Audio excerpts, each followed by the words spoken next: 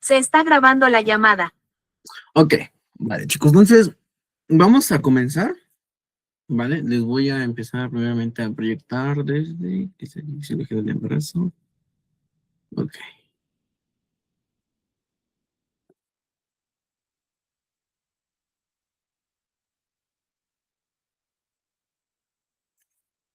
Vale, creo que todos deberían de estar viendo la pantalla y que dice, hay una presentación que dice derechos sexuales. ¿Ya todos la podemos ver? A ver, Sí, profe. ok, vale, muy bien.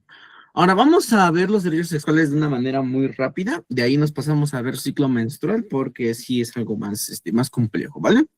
Pues vamos a los derechos sexuales. Vamos a empezar con el primero que nos dice decidir libremente sobre mi cuerpo y mi sexualidad, ¿no? Y nos dice que aquí que existen diversas formas de vivir la sexualidad. Y más aparte dice que es mi derecho o mi derecho que las decisiones que tomo sobre mi cuerpo y mi vida sexual sean respetadas, ¿vale? Básicamente el primer derecho sexual nos dice que es decidir libremente sobre mi cuerpo y mi sexualidad. También es importante acatar que dice que soy responsable de mis decisiones y actos, por lo que nadie puede presionar, condicionar ni imponer sus intereses sobre los míos, ¿vale? No los voy a mencionar, vamos a explicar cada uno de ellos, así de manera muy grande, porque quiero llegar a ya los procesos fisiológicos. El derecho número 2 es ejercer y disfrutar mi vida sexual.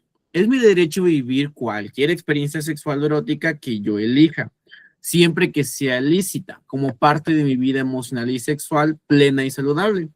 Además, puedo decidir libremente con quién compartir mi vida sexual. O sea, aquí nos hace sobre todo énfasis en las emociones y afecto. Dice que es mi cuerpo y mi vida sexual. Muchas veces estos dos estos dos derechos sexuales llegan a veces a rozar a algunas personas con el límite del libertinaje, ¿vale? El mero hecho de que seas libre de decidir, como lo menciona el primer derecho sexual, y de disfrutarlo, como lo menciona el segundo, pero también otra cosa muy importante es que tienes que hacerte responsable de todas aquellas decisiones que estás tomando.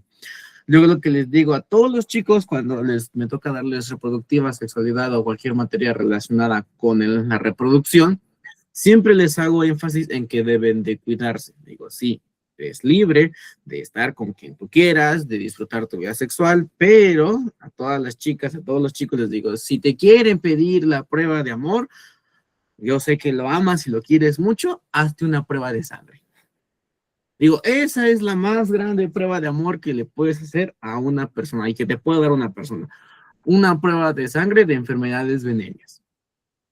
Esa es la prueba más grande de amor que les puedes dar, digo, porque caras vemos, laboratorios no sabemos, yo es lo que les digo a ellos. Porque sí, hay un estudio de diversas universidades, por ejemplo en la UAM, donde hay un gran índice de la vida sexual activa en la universidad, ¿vale? Entonces yo siempre les recomiendo a los chicos que utilicen protección y si realmente no lo quieren utilizar, porque luego me dicen, no, doctor, es que no nos embarazamos porque somos homosexuales. Le digo, ok, sí, está bien, pero no únicamente existe eso, hay otras enfermedades venéreas. Entonces digo, si quieren la prueba de amor, una prueba de laboratorio, ¿vale? No sé ustedes qué piensan sobre esto de pedir una prueba de laboratorio a alguien que te está pidiendo la prueba del amor, como regularmente los jóvenes me han llegado a referir en su momento. Alguien que levante la mano y diga, no, sí, yo pienso esto y así. Nada más una manita. A ver. Profe, Lucero. en este caso, por ejemplo, la prueba de laboratorio, específicamente, ¿cómo se solicitaría? Es una prueba de enfermedades venéreas, ¿vale? Principalmente contra antígenos de VIH, sífilis, gonorrea. No creo que el otro, pero así se pide, ¿vale? A ver, dime, Angélica. Pues yo creo que es algo importante porque pues tenemos que crear conciencia que así como podemos contagiarnos de una gripe y tiene pues tratamiento, digámoslo así, sé que las enfermedades de transmisión sexual también tienen pues un tratamiento, pero muchas de ellas como el VIH pues ya son para siempre, ¿no? El VPH también, entonces nada nos exime si no nos cuidamos de alguna enfermedad de transmisión sexual que podemos evitar si creamos conciencia y no tenemos justo esa libertad, tomarla como libertinaje. Ok, muchas gracias, Angélica. A ver, dime, Rosario. Totalmente de acuerdo, profe. Claro Ujú. que sí, con la pena y todo, pero sí necesariamente debe de hacerse una prueba de laboratorio, porque Ujú. ahorita las enfermedades de transmisión sexual están a la orden del día. Entonces sí es súper importante con la pena. Y profe, también bueno, yo quería preguntarle, ¿el preservativo sirve para, pues, para evitar muchísimas infecciones, muchas ETS, Ujú. pero para el VIH también sirve el preservativo? Ah, sí, sí sirve. Aquí hay algo que les digo de ejemplo a todos los chicos, es que sí te va a proteger, ¿vale? Pero obviamente, como todo proceso de método anticonceptivo, va a tener pues, un índice de probabilidad muy bajo de que te puedas contagiar. Y una vez ahondando, ya que tocaron el tema del VIH, yo siempre he dicho y lo voy a seguir defendiendo porque yo lo he visto, actualmente es más fácil controlar el VIH que controlar un paciente con diabetes, ¿vale? Eso yo lo vi en el pabellón 4 del INER, en el servicio de infectología del Hospital General de México, en el GEA González, en el servicio de infectología también lo llegué a ver. Y ay, ¿cómo se llama? En el siglo XXI también he llegado a ver y en el Estado de México, dejando la parte de la ciudad en los Capacits, ¿vale? Siempre hemos tenido esa incógnita o ese estigma de que el VIH, el que nos enseñan en la universidad, pues es básicamente el VIH ya en estadio SIDA o en fase SIDA, ya el síndrome de inmunodeficiencia.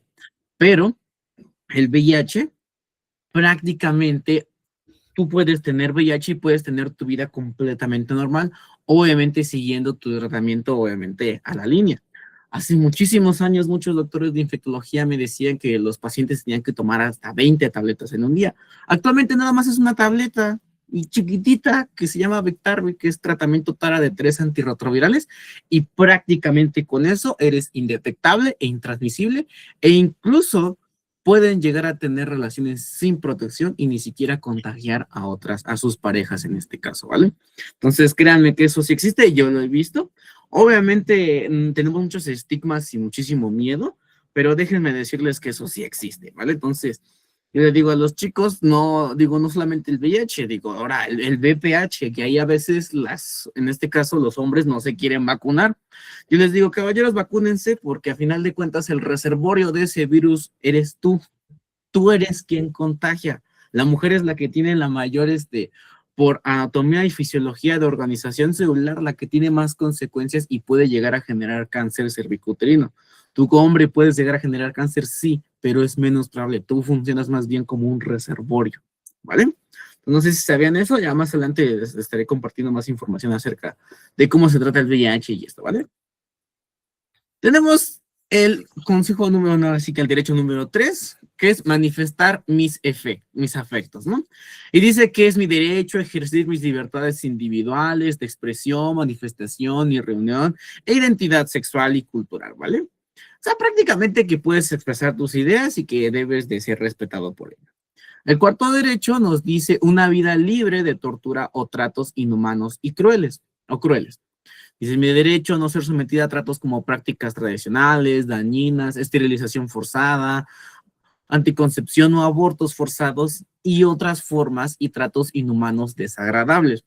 Prácticamente aquí no voy a meter mucho porque, bueno, es básicamente hablar de lo nuevo, de lo que está en tendencia, que prácticamente nos dice que tenemos que respetar pues todas las ideologías de género y todo eso. Bueno, yo siempre le he dicho a todos mis alumnos, y a ustedes se los voy a repetir, a ti mientras haga bien tu trabajo tu compañero o tu compañera no tiene que importarte con quién se vaya a comer. Yo les digo, mientras el ambiente laboral sea bueno y haga bien su trabajo, eso no tiene por qué influir en ahora sí que en su vida laboral, eso es su vida personal y ahí se tienen que quedar afuera.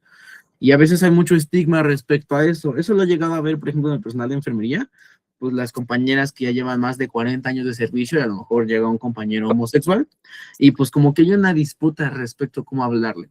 Pero yo siempre les he dicho, no se peleen, simplemente hagan su trabajo porque el que va a salir beneficiado aquí, el que va a ser es el paciente. Entonces siempre les digo de todo eso. Ustedes no metan cosas personales en el área laboral. Es difícil, por supuesto que sí, porque prácticamente hemos crecido con toda esta estigmatización y esta cultura desde que nacemos hasta que morimos. Entonces, es a veces es complicado llevar este proceso de tolerancia entre las distintas manifestaciones de afectos. El 5 es respeto de mi intimidad y mi vida privada. Es mi derecho a respetar mis espacios privados y de confidencialidad. Dice, en todos los ámbitos de mi vida, incluyendo el sexual. Sin mi consentimiento, ninguna persona debe difundir información sobre los aspectos sexuales de mi vida. Y esto es algo, la mera verdad, algo interesante. Porque bueno, ¿no? Creo que dentro de nuestro gremio del área de la salud, somos conocidos. Ustedes pregunten a toda la cultura en general, a todas las personas que lo rodean, que en los hospitales se da mucho de que te tengas relaciones con otras personas dentro del hospital. La famosa LP y lo que se dice que llega a ocurrir. Te digo, eso sí pasa, obviamente que pasa, pero no lo tienes que hacer tú necesariamente. A ver, Ana Laura, creo que tienes tu manito levantada. Sí, buenas tardes, profe. Yo tengo una pregunta respecto a esto. En ese caso, cuando nos llega en el hospital un paciente con este diagnóstico, ve que antes en el membrete, bueno, a veces luego se llega a colocar como, no sé, su diagnóstico, sus alergias o algo así. En este caso, ¿es correcto colocarlo? ¿No es correcto? ¿Cómo se debe de manejar? ¿Cómo debemos de referirnos hacia nuestros compañeros? No sé, a lo mejor para que tuvieran la debida precaución. Solamente, obviamente, seguir su protocolo, no es como que lo vas a excluir, pero ¿cómo sería en este caso el manejo? ¿Cuál? ¿El diagnóstico de qué enfermedad? ¿Del VIH? De VIH. Ah, ok, o de mira. alguna ETC. Obviamente, hablando en un mundo ideal que el paciente lleve adecuadamente su tratamiento y sea ahora sí que indetectable, intransmisible, pues se debe de igualmente dar a entender que pues tiene este padecimiento médico, así como cualquier persona que tiene hipertensión y tiene diabetes. Simplemente hay que tener las mismas precauciones con las que siempre hemos tenido. ¿Por qué?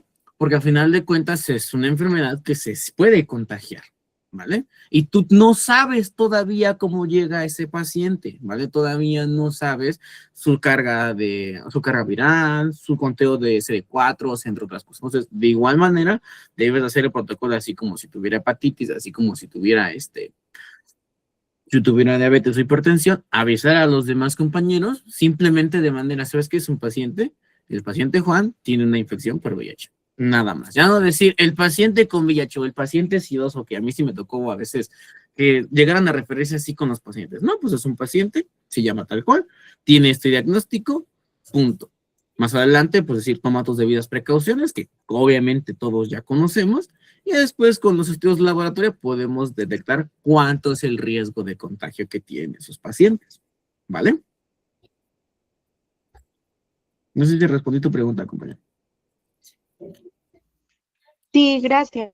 Ok, vale, y bueno, derivando a toda esta parte, retomando lo que pasa en los hospitales, y creo que a lo mejor ustedes, pues han escuchado rumores, ¿no? Luego a veces en varios grupos de difusión, ya sea por WhatsApp, de Telegram o de Facebook, pues han llegado a compartir ciertas imágenes que la verdad, pues no debería, porque al final de cuentas es un derecho sexual, pues el que te quedes con la intimidad, ¿vale? Lo que se queda en la puerta, se queda en la puerta. Digo, desafortunadamente, y más en los caballeros, que es donde he notado más esta incidencia, como que presumen esta parte, hasta incluso llegan a mostrar ciertas imágenes. Aquí sí no debería, porque pues puede incluso llegar a ser, pues tener consecuencias legales, ¿vale? El número 6 es vivir libre de violencia sexual, y dice que es mi derecho el acceso a la libertad, a la seguridad jurídica y a la integridad física y psicológica.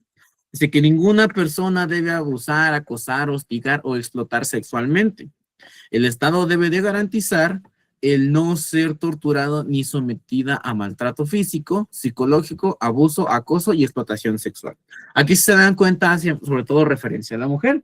Pero déjenme decirles, chicas y chicos, que como siendo estudiante de la carrera de enfermería y siendo docente también de la misma carrera, el mayor índice, así que la mayor población que se encuentra aquí son mujeres. Prácticamente en un salón de 30 personitas, solamente 2 son hombres. Y sonará un poco trillado, pero déjenme decirles que también a mis compañeros hombres los acosan, ¿vale? Entonces yo siempre les digo, tú no te quedes porque a final de cuentas también es un hostigamiento, también es una forma de acosarte. Igualmente puedes hablarlo.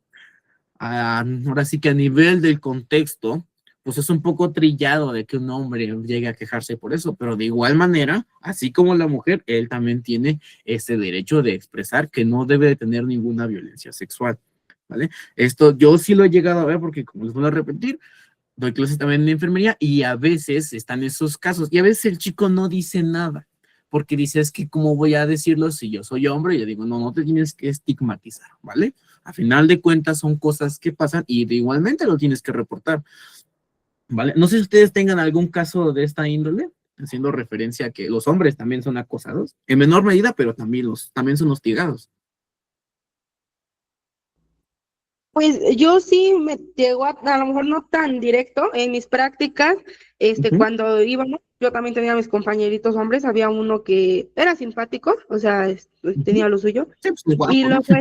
luego cuando íbamos al hospital, las enfermeras siempre les daban las mejores atención, o sea, eran enfermeras grandes y como que siempre los jalaban a todo, y a veces a las chicas, bueno, a las Ujú. estudiantes que iban, o luego, pues luego igual había estudiantes, no sé, de todo igual muy bonitos, con muy buen cuerpo, les hacían muy feos, y siempre jalaban más a los hombres y les invitaban, y como que los abrazaban mucho, o sea, se les restregaban, sí me llegó a tocar ver esa situación, y pues sí es incómodo y para mis Ujú. compañeritos, bueno, pues está feo, o sea, sí se sentía. Hicieran eso. Sí, fíjate que eso sí llega a pasar. Entonces, pues les digo, si tienen a un compañero, en lugar de incentivarlo a que no diga nada, pues incentívenlo a que reporte también esos comportamientos, ¿vale? A ver, Andrea Pacheco. Sí, profe, buenas tardes.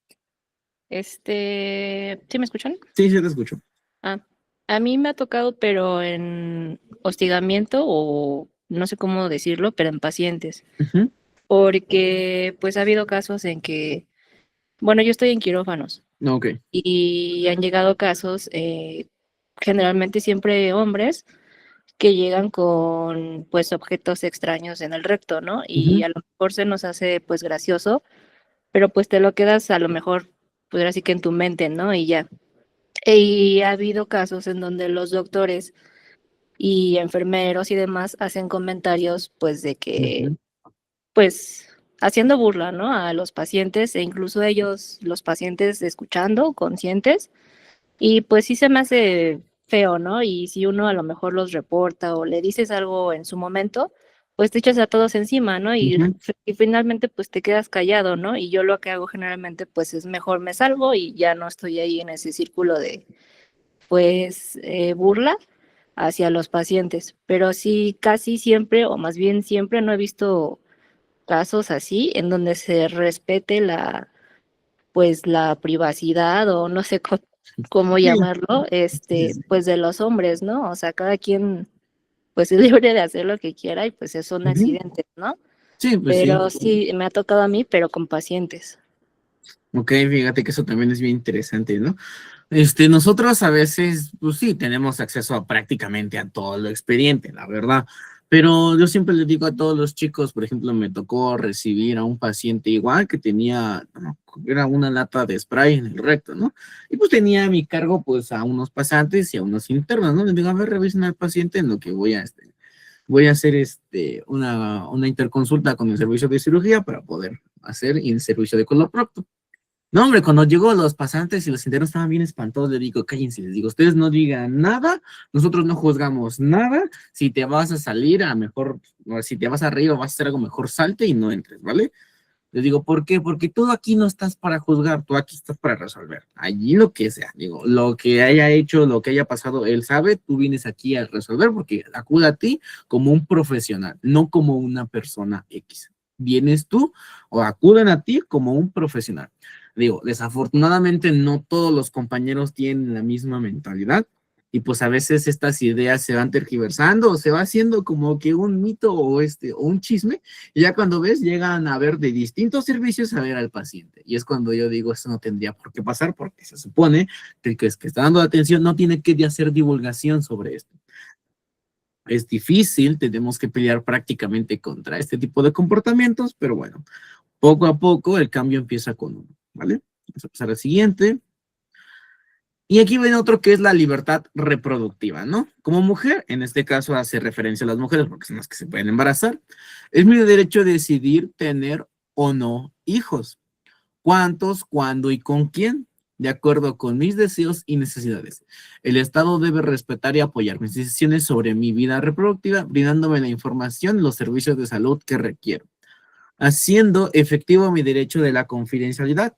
A veces esto lo he llegado a ver yo, pero principalmente en zonas del sur, ¿vale? Cuando estuve haciendo unas prácticas allá por la Sierra de Chiapas, no me acuerdo cómo se llama el pueblito, pues las mujeres a veces venían a su control prenatal, pero no era ni el primero, ni el segundo, ni el tercero, era por el quinto o sexto hijo. Y eran pues todavía mujeres jóvenes que no rondaban ni los 40 años, creo que por abajo de los 30 años. Y le dije, oiga, señorita, ¿se siente bien? ¿Cómo se va? Y lógicamente, al ya ser una paciente multigesta, ya tenía ciertos problemas reproductivos y una llegó incluso con preeclampsia. Entonces, a veces es un poco complicado, sobre todo en esos escenarios, llevar a la concientización de lo que viene siendo la libertad reproductiva, principalmente con las mujeres, porque allá en esos servicios les puedo llegar a decir que todavía venden a las mujeres. Ustedes pensarán que eso ya no existe, pero déjenme decirles que eso todavía existe. Tal vez aquí en la ciudad y en el Estado de México, donde ustedes estén residiendo, no sea común, pero si se van a zonas más alejadas, donde todavía la familia o la cultura es más tradicional, pueden llegar a encontrar este tipo de prácticas todavía. Y a veces, pues el cambiar la forma o concientizar a esta población es bastante complicado. ¿Alguien tiene algún caso de estos que les estoy contando? Muy seguramente, ¿sí? ¿Que nos quiera compartir? A ver, Andrea. Sí, igual, por ejemplo, cuando son pues de alguna comunidad indígena que llegan, Ujú. digo, no es muy seguido, pero sí se ha llegado a ver ese caso, sí, esos casos, ¿no? Que obviamente uno pues las ve por las vestimentas que usan. Y pues sí dicen, bueno, siempre se les da esa opción, ¿no? Como dice Ujú. usted, de que ya tienen hasta 6 hijos, ¿no? De Sí. que pues ya se operen o otras alternativas, ¿no? El DIU, el implante, etcétera. Pero pues sí hacen esos comentarios y dicen, no, es que mi esposo Ujú. pues todavía quiere o se va a enojar, etcétera, ¿no? Y unos, pues bueno, el ginecólogo pues le explica que no se le va a informar al Ujú. esposo, porque pues a final de cuentas es para la paciente, no Sí, para pues, esposo. Pero sí tienen mucho miedo y pues no lo hacen. sí, yo sé que no, es complicado a veces ese tipo de situaciones. A ver, dime, Rosario. Sí, profe, bueno, aquí también debemos de tener en cuenta que nosotras como enfermeras, pues tenemos que tener el tacto y Ujú. de una manera sutil, pero segura, el explicarles las razones por las cuales ellas deben de cuidarse, porque sí, a nosotros también nos han tocado personas que dicen, no, es que los que Dios me dé. Es que Ujú. Sí, los sí, que sí. vengan. Entonces nosotros necesitamos pues estar preparadas, ¿verdad? Para darles la mejor atención y también pues el mejor consejo, porque pues ellas, muchas veces están más cerradas o no entienden o obedecen al esposo y pues ahí entramos nosotras. Ok, muy bien. Bueno, muchas gracias, Rosario. A ver, Rosy López y después Gustavo. Sí, profe, eso es muy cierto lo que comenta la compañera. Aquí, por ejemplo, el otro problema es que buscan el varón, ya tienen 5 niñas, 6 niñas y siguen buscando el varón y Ah, hasta que sí, muy bien. no venga el varón. Y bueno, son detalles que, como se dice, o sea, ya al ser multigestas, pues ya empiezan a desarrollar otro tipo de enfermedades y aún así, bueno, es un poquito complicado hacerles ver que pues están arriesgando no solamente la vida a ellas, sino también pues la vida pues del feto Ujú. y sobre todo de los que ya están, ¿no? Están ahí ya creciendo. Ok, Y sí, el sí. otro detalle también es, por ejemplo, que siempre van los intereses de por medio, aunque sean ya varones de mayor edad, buscan a jovencitas y puede ser otro problema que pues ya ellos están enfermos y pues muchas veces ya dejan a la pareja cuando ellos fallecen con 2 o 3 pequeños y pues ahí también es otro detalle bueno que se ve por acá, por esta zona. Ok. ¿De qué zona eres, Rosy? Yo soy de Orizaba, Veracruz, pero le hablo, por No, ejemplo, de Huatancillo, de son Mariano las más Rivera, de San tradicionales. Miguel. Sí. Ok, muchas gracias. A ver, Gustavo Lemos. Yo, bueno, simplemente cuando yo estaba haciendo mi pasantía en el hospital de Joco, Ah, ¿en Joco aquí? sí, ¿Qué? A ver. a mí me tocaba simplemente que ya eran pacientes multigestas, o sea, tercer gesta, un aborto, Ok. y literal la obstetra, o sea, la doctora literal las terroreaba de que, oye, mira, esto puede pasarle a tu cuerpo, o esto, o sí me tocó ver a una paciente que sí le dijo, dice, esto te va a pasar si te vuelves a embarazar. Ujú, Se las terroreaba, ¿por qué? Porque ya veía que eran multigestas, no llevaban un control prenatal adecuado, y muchas veces sí, muchos decían, es que mi esposo me va a cuidar, mi esposo me va a cuidar, y pues la doctora decía, no, pues, oye, te vi hace un año aquí, ujú. dice, y otra vez, dices, no, dice, y la doctora, o sea, suena mal, pero sí la doctora, la obstetra las terroreaba. Bueno, pues aquí más que terrorearlos, creo que sería más bien cambiar el término y decir como concientización, ¿vale? Para que no suene tan grave, ¿no? Sí, Porque es lo que les porque digo, es difícil, como Sí, dices tú, porque es difícil. incluso muchas veces cuando pasaba a ver el papá subía, ya pasaba a ver al infante con la Ujú, mamá, este, pues no sé, la enfermera decía, ah, es que con tu implante o así, ujú, o lo que te dijiste, el marido se enojaba y sí hubo muchos problemas por eso, ujú.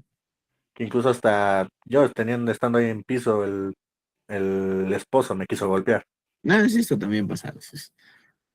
Entonces son muchísimas cosas que tenemos que ir trabajando y tenemos que concientizar a la población. Digo, es algo muy complicado, pero pues, tenemos que empezar, como dice su compañero, que las terroreaban, que bueno, el uso correcto es la concientización, pero pues a veces no nos dejan otra manera de poderles dar la información. Entonces, pues les metemos miedo, que no es lo ideal, sino más bien es la concientización, que es muy difícil también, por supuesto.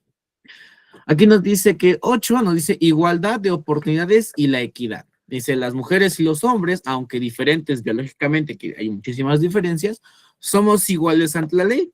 Dice, como mujer tengo derecho a tener, como tengo derecho a un trato digno, equitativo, gozando de las mismas oportunidades de desarrollo personal integral. Nadie bajo ninguna circunstancia debe limitar, condicionar o restringir el pleno goce de todos mis derechos individuales, colectivos y sociales. Fíjense que esto a veces sí está muy estigmatizado. Por ejemplo, siempre la sociedad relaciona que enfermería tiene que ser mujer, ¿vale? Siempre es como que algo que está muy impregnado en nuestra cultura. Y en cambio, el doctor medicina tiene que ser ejercida por el hombre, ¿no? Y cuando a veces estos roles se cambian, es como que incluso un poco choqueante. Y yo personalmente que estoy en ambas partes, tanto en enfermería como en medicina, les puedo decir que siendo hombre en la parte de enfermería, sí tienes, suena feo, pero sí tienes una vida o unas guardias menos complejas, menos pesadas. Porque a veces yo miraba que mis compañeras, no sé, ustedes me confirmarán, como que se dejan muchísimo trabajo, ¿sabes? A veces entre ellas mismas como que no se agradan y cada que hay esos cambios de turno que son la mera verdad bastante intensos, como que siempre buscan pendientes simplemente con la idea de afectar a la compañera. No sé si alguien quiera compartir una de esas experiencias.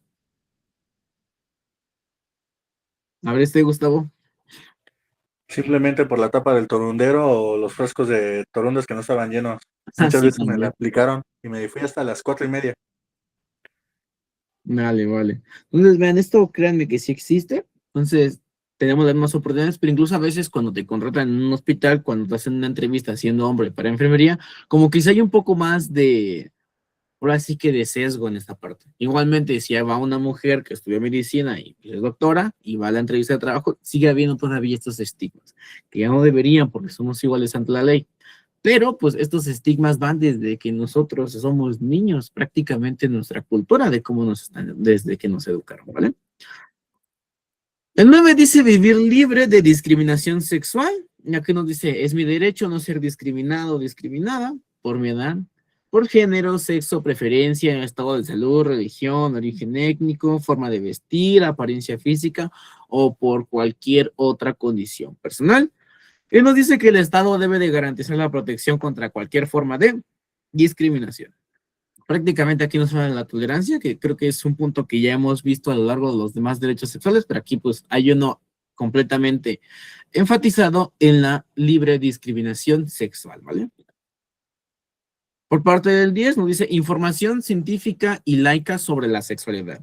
Y nos dice que es mi derecho recibir información veraz, no manipulada o sesgada. La información sobre sexualidad debe incluir todos los componentes de esta: género, erotismo, vínculos, afectos, reproducción y diversidad. El Estado debe brindar información laica y científica de manera continua de acuerdo con las necesidades particulares. Y déjenme decirles que cuando yo iba a la secundaria, apenas hace unos cuantos ayeres, pues sí, como apenas empezaban esas campañas sobre la seguridad sexual y sobre los derechos sexuales y sobre la educación sexual también, ¿vale? Porque a veces hay muchos temas tabú respecto a hablar sobre la sexualidad con los jóvenes, enseñarles qué es un condón, qué es un preservativo, los métodos de planificación familiar, o simplemente el hecho de ir a vacunar a las jóvenes, y en este caso ahora ya, gracias a Dios, después de tantos años, a los niños contra el VPH. Entonces eran pláticas que a veces, como que algunos padres todavía no estaban de acuerdo respecto a que se dieran ese tipo de información en las escuelas o en las diversas instituciones, y a veces también el propio personal como que no tiene la suficiente delicadeza como para poder llevarle el mensaje a los compañeros o a los jóvenes. Yo les puedo decir que muchos compañeros que trabajan en primer nivel, no sé si tenga alguien aquí de primer nivel, a veces cuando a mí me ha tocado ir como paciente y no ir como personal, mi única orientación sexual de hace unos ayeres cuando era estudiante era que me pesaban, me ponían la vacuna de influenza de cada año y la de COVID o cualquier otra que necesitaba, me firmaban, me sellaban, me daban un sobre y me ponían ahí 2 cepillos, una pastilla para la detección de antígenos y más aparte como unos 10, 15 condones. Y ahí está, esa es toda tu planificación familiar. Y yo dije, ay Dios mío, y así con todos los que pasaban. Digo, bueno, yo como ya era estudiante, pues de cierta manera comprendía un poco más estos conceptos. Pero a veces nosotros como que no concientizamos eso de dar una plática. ¿Tengo alguien aquí de primer nivel que haya visto eso o que en algún momento haya tenido como que, porque a veces hay muchos pacientes, ¿no? Y pues así lo vas y lo pasas. No tengo nada. Creo que sí tiene alguien aquí de primer nivel, a ver que nos quiera compartir que si lo ha visto, los han llegado a capacitar a veces para dar esas pláticas, porque es difícil. A ver, Karen. Sí, yo soy de primer nivel y Ajá. anteriormente así daban las pláticas. Ahora lo que hacemos, vamos con más o sea, vamos súper informados, la verdad. Ajá. Les llevamos desde, bueno, ahorita lo que queremos hacer ya es ir con los niños de quinto y sexto, pero todavía los papás Sí, es no complicado. quieren, pero ya en secundaria y preparatoria, sí ya vamos se les habla ya de todo lo que es los derechos sexuales, los métodos de planificación familiar, bueno,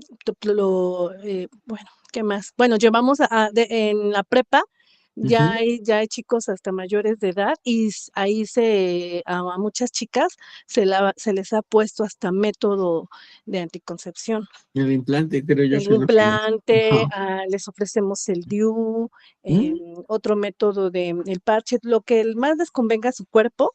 Y ujú, y sí hemos tenido un poquito, o bueno, yo lo que he observado, que sí ha subido, pero es muy poco, porque aún sigue habiendo mucho embarazo adolescente. ujú. Ujú. Entonces, lo que platicábamos entre los compañeros, ¿no? Que en dónde andamos fallando o qué fallamos, porque pues nosotros como primer nivel hacemos nuestra labor, ¿no? En las Ujú. escuelas, en la sala, en la sala de espera del centro de salud, en donde se pueda, ¿no? En los mercados. Pero al final del día vemos chavitos bueno, y chavitas, adolescentes embarazadas, ¿no? Entonces, ahí es cuando digo, ¿en dónde nos equivocamos o qué estamos haciendo o Sí, sí, sí. qué pasa ahí? Y también otra también que a mí como meta del Estado me piden, ¿no? Tienes que baje tu control, aumenta tu control natal, no, aumenta tu planificación familiar y pero también el control natal, está en otros, hay meses que nos dicen, este, ya no es, en vacuna, ¿no? Por ejemplo, Ujú. necesitamos que saquen la vacuna de rotavirus porque no hay niños. Entonces, yo a veces me pregunto, es muy contradictorio lo que el Estado nos dice. Me pides que controle a la población, pero por otro lado me pides niños. Este, ¿Qué pasa ahí? Yo creo que Sí. desde arriba estamos mal Ujú. y yo lo que veo con los chavos y también nos ha tocado en la universidad, muchos ya no quieren tener ahorita bebés. Ujú. Y Sí, yo lo sí, sí. aplaudo, la verdad, porque pues ya no está el mundo como Tener para tantos esas niños, ¿no? cosas. Bueno, es lo que dicen las universidades, pero pues yo te puedo decir que en las cosas de planificación familiar tengo como 3 chicas de 21 Ajá, y y es 17, a entonces lo que iba. como que se contrarresta un poco. Sí, Digo, bueno, porque está bien, ¿no? yo tengo ahorita 5 chicas embarazadas Ujú, y ya 3 ahorita puérperas, ¿no? Entonces ujú. tengo prácticamente 8, ¿no? Bebés nuevos. Sí, entonces, pues Así bueno, al como final que de no cuentas, veo sí. mucho eso. Ajá, es que Esa mira, es, esa es mi opinión y lo que yo ujú, veo a diario aquí en mi trabajo. en tu trabajo. Fíjate que eso sí es bien cierto. Yo sé que ha habido, pues, de cierta manera, como que intentamos dar más difusión sobre estos temas que siguen siendo todavía temas tabú. Y tú dirás, en pleno siglo XXI, por supuesto que sí, Sí, sigue y habiendo hasta los muchísimos papás, temas. porque yo veo Ajá. que ya chicas ya mayores de edad y todo, nos hablan, o tengo ahorita una paciente que yo la controlo y todo y veo a su bebé, me dice, oye, Ujú, por favor, checa a mi hermana, pero escondidas de mi mamá, y aquí déjame sus métodos, porque mi mamá se molesta, y ya la chava tiene 20 años, ¿no? Entonces digo, uy, ujú. señora. Sí, es complicado a veces, pero pues yo siempre lo que le digo pues a estas campañas que pues tienen toda la intención del mundo, ¿no? O sea, dar una buena información, prepararnos, pero a veces no hay mucha respuesta por parte del personal. ¿Qué tenemos que hacer ahí? Pues seguir dando campaña. Hay otras estrategias nuevas que se ha intentado, como que empezar a concientizar desde más temprana edad y demás. A ver, Rosy, ¿tienes tu manita levantada otra vez?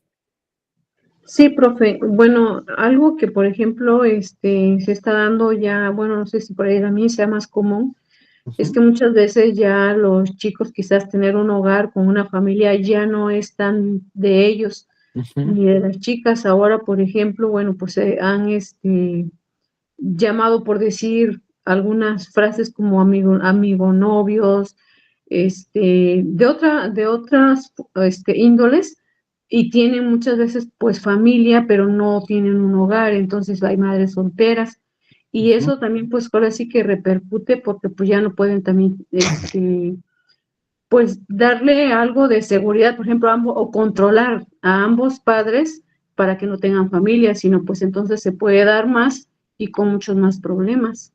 Ujú. Fíjate que eso sí es muy interesante, pero pues bueno, al final de cuentas, digo, la intención está ahí. Uno como personal de salud siempre trata a veces pues de concientizar con todo esto. Que digo, a veces es complicado. Digo, porque yo tengo compañeros que, híjole, tienen un currículum hermoso y así, súper extra. Me estudió en Harvard casi, casi, pero a la hora de transmitir el conocimiento médico hacia el personal es muy bueno, fluye bastante, pero a la hora de darle ese conocimiento a alguien que es completamente ajeno al área de la salud o completamente ajeno al gremio, es complicado a veces de información tan compleja, ahora sí que a sintetizarlo lo máximo que se pueda y brindárselo a la población en general, ¿vale? Y muchas veces estos sesgos de comunicación existen, ¿vale? Entonces tenemos que ir trabajando no solamente desde preparar nosotros mismos, sí, conoce toda la información, conoce cómo funciona el virus y cómo funcionan los métodos de planificación familiar y los métodos hormonales, pero otra cosa que nosotros tenemos que hacer es también cómo es que yo voy a dar este lenguaje a las personas. A ver, Karen, ¿tienes otra vez tu mano levantada? Sí, fíjese que ahorita a mí en lo personal me pasó algo cuando yo tuve mi último bebé. Ujú, Yo ya no quería, bueno, yo tuve una situación muy complicada con mi último bebé y yo ya no quería, bueno, ya no quería tener más hijos, sí, sí, esa es sí. la realidad, ¿no? Y el doctor, y tuve una hemorragia Ok. ahí en la cesárea, ¿no? Y aún así yo creo que fue negligente. Yo le dije que me tenían que quitar útero y todo, y el doctor, o sea, no, vamos a salvarlo, y me tuvieron que hasta transfundir, y él hizo todo y no me quiso quitar nada cuando el otro doctor le decía, quítale todo, y yo, por favor, ya quítame todo, ya no quiero más hijos, ya, Ujú. porque Ya tenías tu número. yo ya tenía 2 hijos, ¿no? Y este era mi tercer bebé, y aparte ya me había dado preeclampsia, entonces yo ya No, estaba pues así no. como que me voy a morir, y no yo siento que no respetó Tu decisión. mi decisión, ¿no? Y yo dije, pues al final yo no quiero más, yo ya no quería más hijos de hecho me pasó desde cuando me dio preeclampsia con la segunda bebé. O sea, yo desde ahí dije, ya no. Y nadie me operó, o sea, nadie. Y cuando fui a operarme, pasaron 1000 cosas, y a mí me tocó, ¿no? De decir, es que yo ya no quiero tener más bebés, ya. Y yo traía el implante, y Ujú. aún así salí embarazada de mi tercera hija, ¿no? Ok, mira, es un caso muy particular, porque Sí, muchas veces las compañeras, o las señoritas, o las mujeres en general se confían que porque tienen el implante ya no pueden sí, quedar embarazadas. sí. Y yo les No, digo, la probabilidad es baja, pero nunca cero, y sí, tú eres el yo vivo ya fui un ejemplo. caso, ¿eh? Yo fui un caso, y la verdad que a mí sí me tocó ahí esa parte me tocó una persona negligente que no respetó mis Ujú, derechos, y también cuando fui a operarme, antes de que yo supiera que estaba embarazada, fue pero ¿está segura? Y ya le dijo a su esposo, y su esposo está de acuerdo. ujú, Dije, bueno, mi esposo no tiene por qué estar de acuerdo, finalmente es mi cuerpo, ¿no? ujú. Y ya tenemos hijos, y yo ya lo platiqué con él. ¿Y por qué no está aquí? Porque él trabaja. Y tú, Y ¿por me, y qué me no? cuestionaron mucho esa parte. Ujú. Sí, fíjate que eso sí es un Y a mí sí me poco. dolió, ¿no? Porque digo, ay, ¿cómo yo ser pues, parte de salud me hagan esto? O sea, si a Ajá, mí que sí, sé ¿no? me están haciendo esto, ¿qué no le harán a las personas que no saben? Y a veces eso sí pasa, cuando ya las mujeres tienen algo que se llama natalidad satisfactoria, o sea que ya están con un número adecuado de tener bebés, pues es cuando más se tiene que dar énfasis en que si quiere ya un método de planificación radical, no habría ningún conflicto. Digo, aquí creo que más que la negligencia es un tema de ego, ¿sabes? Porque a veces como tienes una hemorragia obstétrica, algo que yo he llegado a ver con los ginecos y con las ginecobstetras, es que dicen que pues lo más fácil es quitar el útero y pues, ya, ¿no? Se acaba la hemorragia. Y lo más complicado es salvar el útero y hacer todo lo que viene necesario para, en este caso, que la mujer siga teniendo procreación. Digo, aquí siento yo que influyó más el tema de egos, porque uno estaba de acuerdo y otro no, pero pues yo creo que el que no estaba de acuerdo era el de mayor jerarquía y pues la otra opinión del otro doctor pues no valió y pues a Y la veces que eso salí perdiendo desafortunadamente. fui yo. ¿Vale? Y fue alguien que sabía, pues debe imagínate. Oiga, y la que salí perdiendo fui yo. Ajá. Pues entonces, pues, vean, entonces aquí tenemos un claro ejemplo de lo que a veces llega a pasar. Y siendo una persona del área de la salud, ¿eh? A ver, dime, Zuleima. A mí me pasó bueno, en lo contrario a ella, profe, a Ujú, mí de plano el doctor me dijo, porque la verdad, pues de los 2 embarazos me puse mal, ujú. y el doctor a mí me dijo, o te operas, o de plano que se opere tu esposo, y mi esposo dijo, no, yo me opero, porque si ella se opera se vuelve loca, y que porque no sé qué, y que ya operadas se le sube todo. Ok, ok, entonces. Entonces, a mí en ese aspecto siempre me tocó como que, no sé, buena suerte, se Ujú, podría decir así, porque pues a mí sí me permitieron operarme y tenía 25 años, pero no, mi esposo fue el que no quiso que me operara, dijo, no, yo me opero, y él se operó y hasta ahorita ya tiene 8 años operados y él no sufrió para nada, es lo que yo siempre he dicho, ¿por qué también los hombres no toman esa decisión? ay, ¿Por qué mira, nada más nosotras las mujeres? ujú. Yo sé que es Entonces, más fácil. Fíjate que es algo bien recurrente en la consulta. Ya ahorita hablando de la concepción, tengo una alumna a la que le doy clases presenciales y me dice, doctor, es que yo no me puedo embarazar. Dice, ya estuve bajando de peso, ya fui con la clínica, me vitaminé, me saqué unos exámenes de sangre y me empezó a dar todo su historial. Le dije, a ver, déjame ver, ¿no? Y pero es que tú estás bien, ¿no? Le dije, ¿quién más va a consulta contigo? Dice, pues nada más voy yo sola. Digo, no, entonces le digo, tú estás bien, a lo mejor el problema no eres tú. El problema es tu pareja. Y a veces eso llega a pasar. Siendo hombres o caballeros, pues es un poco, somos más tercos, sería el término correcto. Somos más reacios a hacernos alguna intervención quirúrgica o incluso al tomar medicamentos. Entonces, pues bueno, al final de cuentas, esa compañera que les comento, pues sí, el detalle de su esposo, que le mandé a hacer un conteo de esperma y salió con una deficiencia de alrededor del 30% y con eso pues ya era candidato a prácticamente que su esperma no era viable. Entonces, muchas veces se radica esto. Yo siempre le he dicho a los chicos, si no quieren ustedes que su esposa se ponga más en riesgo porque la cirugía que se le hace a una mujer es más compleja y hay mayores riesgos, a que te haces tú la vasectomía, que es un procedimiento no le quito la complejidad, pero sí menos invasivo, más aparte te va a beneficiar a ti porque se ha demostrado que tiene pues, algunos beneficios respecto al cáncer de próstata y otras cosas. Le dije, entonces, ¿no sería más fácil que tú te operaras? Pero a veces da esta idea de que el hombre no tiene que dejar de concebir porque no sé qué, que no sé cuánto. Y hay muchísimos temas tabús respecto a la vasectomía que más adelante vamos a ir checando, pero tocaste un muy buen punto, Suleiman, de que los hombres también tienen métodos de planificación familiar de, en este caso, pues proteger a sus parejas. ¿Vale? Vámonos ya para terminar con el 11, que nos dice educación sexual, que nos dice, se relaciona mucho con el anterior, que dice que es mi derecho recibir una educación sexual sin prejuicios que fomente mi toma de decisiones libre e información.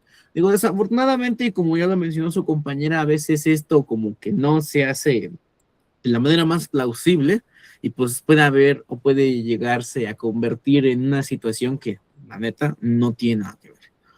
Y ya por último nos dice que el 12 dice, es mi derecho, dice 12, servicios de salud sexual y reproductiva. Dice, es mi derecho recibir servicios de salud sexual gratuitos, oportunos y sobre todo confidenciales y de calidad. El personal de servicios de salud pública no debe negar mi información o atención bajo ninguna condición ni prejuicio. Otra cosa muy importante, luego a veces en las universidades, por ejemplo en las facultades de medicina, en las facultades de enfermería, pues a veces llegan diversas instituciones a pues, hacer pruebas de VIH, pruebas de hepatitis, pruebas de distintas enfermedades venéreas, incluso también de la colocación de DIU, la colocación del implante, etcétera.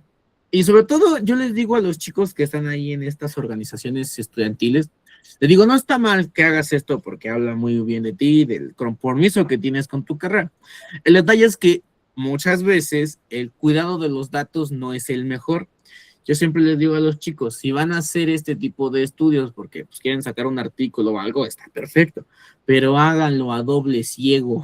Digo, porque a veces lo que hacen es que sale ahí mismo como ni siquiera es confidencial, así hagan de cuenta que es un módulo donde hay como 3, 4, pues el que está enfrente a un lado y atrás de ti ya se enteró que saliste positivo a alguna prueba. Entonces les digo a los chicos, hay que tener muchísimo cuidado con eso, porque a veces se puede llegar a tergiversar la información. Y les digo, siempre antes de realizar ese tipo de pruebas, díganles que les firmen su consentimiento informado y sobre todo, qué van a hacer con esa información, que muchas veces se llega pues, a filtrar y bueno, ha causado algunos conflictos, pero sí hay que tener muchísimo cuidado con eso. No, bueno, aquí ya por 15, creo que me brinqué una, ¿no? 12, me faltaron 2 menos. Ya son las últimas. Y nos dice que 15, tener espacios de participación activa y libre de aspectos que afecten al país y de decisiones políticas, ¿no? Y 16, acceso a la justicia, retribución e indemnización por la violación de los derechos sexuales, ¿vale? Prácticamente aquí nos habla de las consecuencias. A ver, sí, dígame. Perdón, faltó la 13 y 14, ¿no? Sí, en la que me di cuenta ya no se pegaron. Creo que no están. No, pues ya no están. Vale, de todas maneras lo que voy a preguntarles es nomás, lo relacionado a los primeros 3, ¿vale? No voy a enfatizar más porque, bueno, si no, pues podremos seguir hablando y hablando y hablando, ¿vale? Bien, ya pasamos el modo fácil de la clase. Ahora sí ya vamos a hablar un poquito más de fisiología. Vamos a hablar sobre el ciclo menstrual, ¿vale? Yo creo que aquí la gran mayoría son mujeres, ¿no? Creo que nada más hay un hombre, que creo que es Gustavo. No sé si hay otro caballero por aquí. Yo. Ah, mira, también está Daniel. ¿Nada más son 2? Ah, Fernando también. 3. Profe, Ajá. ¿puede poner un segundo la diapositiva anterior, por favor? ¿Está? Sí, esa, un segundito. Bueno, pues tenemos 3 caballeros en la que su compañera toma capturas sus apuntes. Yo siempre he dicho, chicos, pues que a una mujer hay que amarla, respetarla, y darle todo tu amor y acariciarla, pero llegar a comprenderlas es muy complejo. Y ustedes, señoritas, no me van a dejar mentir. Ustedes tienen cada mes algo que son 3 ciclos que trabajan de manera continua. Tenemos el ciclo hormonal, el ciclo endometrial y el ciclo ovárico. Son 3 cosas que trabajan en conjunto cada mes. Nosotros como caballeros, como hombres, le digo, nunca vamos a poder comprender lo que es un cólico o lo que es un cólico menstrual, le digo a los chicos, porque directamente no tenemos útero, pero sí tenemos la capacidad mental como para poder llegar a medio entender lo que pueden llegar a sentir tus compañeras, lo que puede llegar a sentir tu pareja, lo que puede llegar a sentir tu mamá, tu hermana, tu prima, cualquier persona, ¿vale? Entonces, como caballeros, yo siempre le pido aquí en esta clase que a veces comprendan lo máximo que se pueda. Es difícil, es doblemente más complicado porque, bueno, no puedo llegar a comprender al 100% todos esos procesos, pero vamos a tratar de que sean lo más claro que se pueda. Vale. Entonces, alguien que me quiera decir así de manera introductoria, Angélica, tienes tu manita levantada, ¿quieres hablar? No, profe, yo creo que se quedó de hace rato. Ok, vale. Entonces, quiero que alguien me diga así a grandes rasgos qué entiende por ciclo menstrual cuando escuchan estas palabras, que es con lo que regularmente más lo relacionamos, ¿no? Digo, ya te va a menstruar, hija, ya vas a tener tu ciclo menstrual, ¿no? ¿Qué es lo que entienden? A ver, Angélica, ¿no sabes tu manita? No, profe. Entonces sigue levantada. Entonces, ¿quién quiera compartirnos algo? Es un momento antes de empezar con el quebradero de cabeza. Profe, pues el ciclo menstrual es un proceso biológico, pues normal. Sería como explicarle, bueno, en el caso de las que tienen hijas, pues explicarle a qué edad puede suceder, qué cambios va a haber y qué consecuencias puede tener en caso de, pues, sí, de tener un inicio de una vida sexual o pues ese tipo de cosas, ¿no? El riesgo de correr un embarazo, por qué pasa, pues a lo mejor no hablarles de pues de nuestras glándulas, ¿no? Pero porque a lo mejor sería un poquito más complejo, pero sí que se entienda y sobre todo ponerlas en estado de contexto, de hacerles saber el conocimiento de a lo que nos puede llevar el hecho de ya tener un ciclo menstrual. Ok, bueno, muchísimas gracias, Lucero. ¿Alguien más? A ver, Andrea y después Francisco. Bueno, otro caballero. Pues básicamente es donde el cuerpo se prepara para que la mujer tenga un embarazo.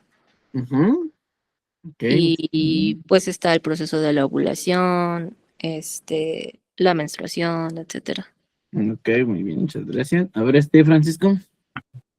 Buenas tardes, profe. Bueno, yo lo entendería como un proceso fisiológico que inicia desde el momento en el que el ovario empieza a producir el óvulo. Empieza a viajar a través de las trompas de falopio, llegar obviamente a lo que es el útero, permanecer un periodo determinado para ver si es fecundado, llega a su proceso de maduración, si no es fecundado, pues viene la menstruación. Y así es como está el ciclo menstrual constantemente, que pues tarda en un periodo de 21 a 28 días, dependiendo ahora sí de la biología de cada mujer. Ok, vale. Ahora otra manita levantada, pero ya se arrepintió.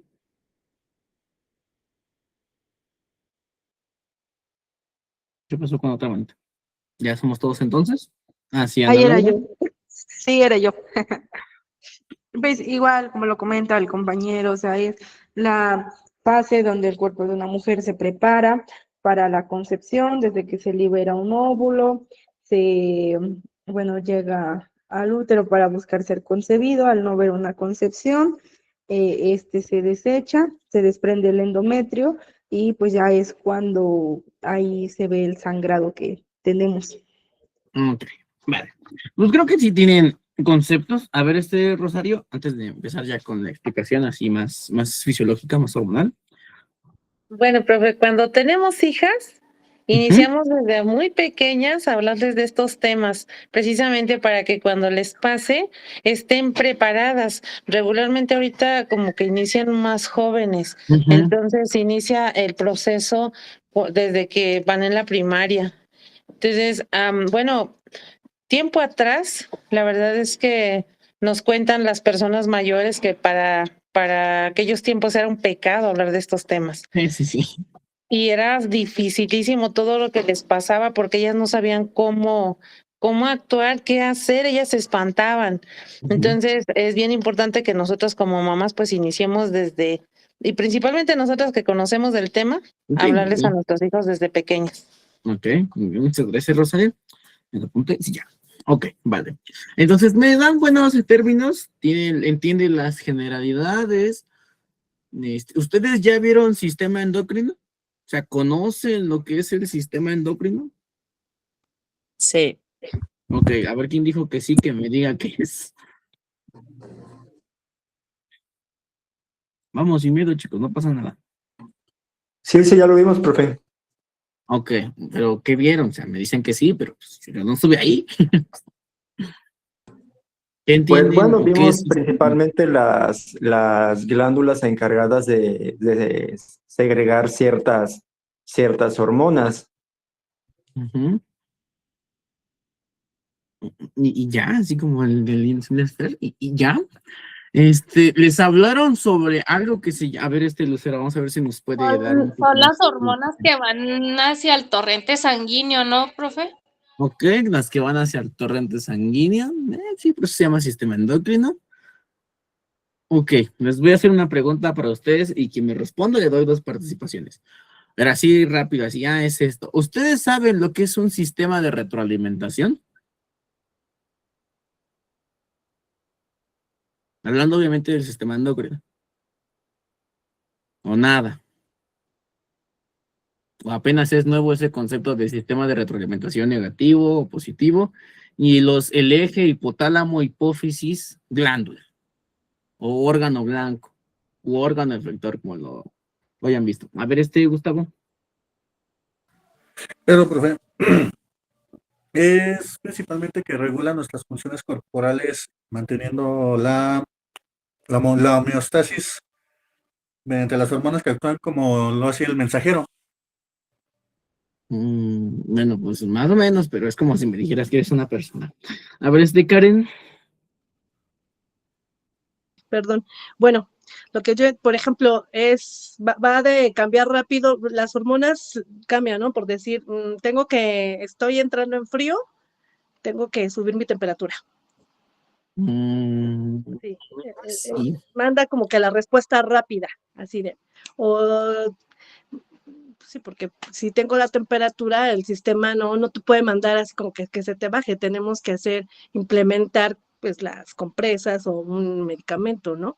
Pero ¿cómo se me fue? Me fue la palabrita, pero bueno, eso es lo que siento que manda el sistema positivamente, ¿no? Como que es un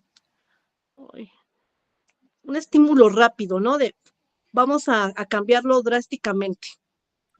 Ok, a ver, Ana Laura. Por ejemplo, para en el parto, ¿qué necesitamos? La oxitocina. Entonces ahí hay que subir los niveles de oxitocina con las respiraciones o estar lo más posible tranquilas, que a veces es imposible, ¿no? Pero ahí es cuando entra ese sistema,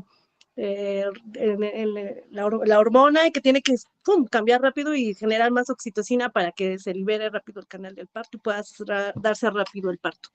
Ok, más o menos que tenemos generalidades. A ver, Ana Laura, ya la última para ya empezar a ver el proceso ya de manera más puntual.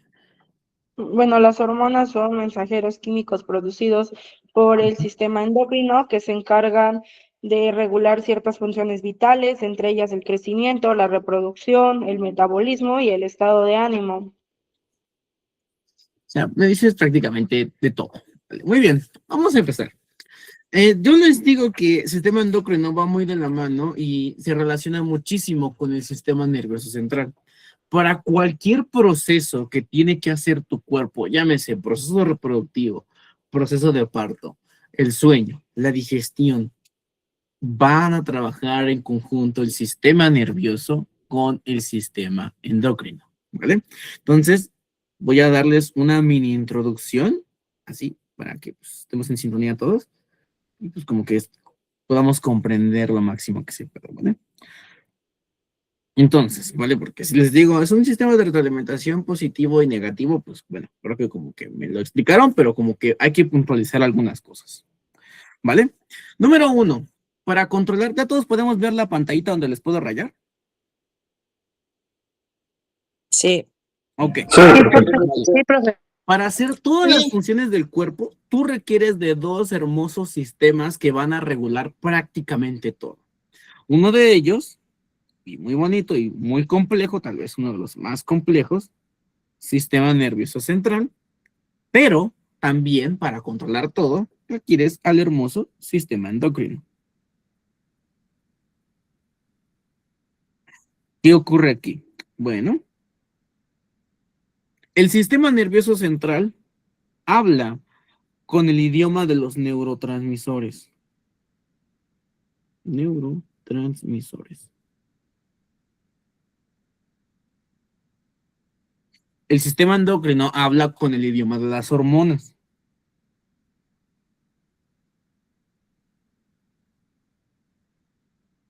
El sistema nervioso central, para mandar los estímulos o estos neurotransmisores, utiliza las vías nerviosas, o sea, prácticamente todos los nervios.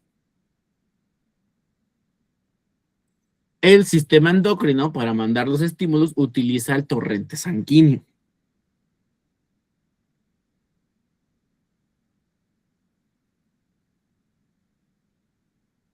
¿Vale? El sistema nervioso central es muy rápido.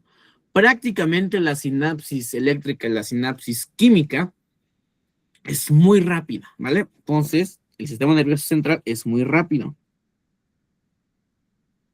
En comparación con el sistema endocrino, que es más bien más lento. Tomando en consideración que lo estamos enfrentando contra el sistema nervioso central. Primera diferencia. El sistema nervioso central es muy rápido, pero dura muy poco. Dura muy poco ese estímulo. En contraste, el sistema endocrino es más lento, pero tiene una duración muy prolongada.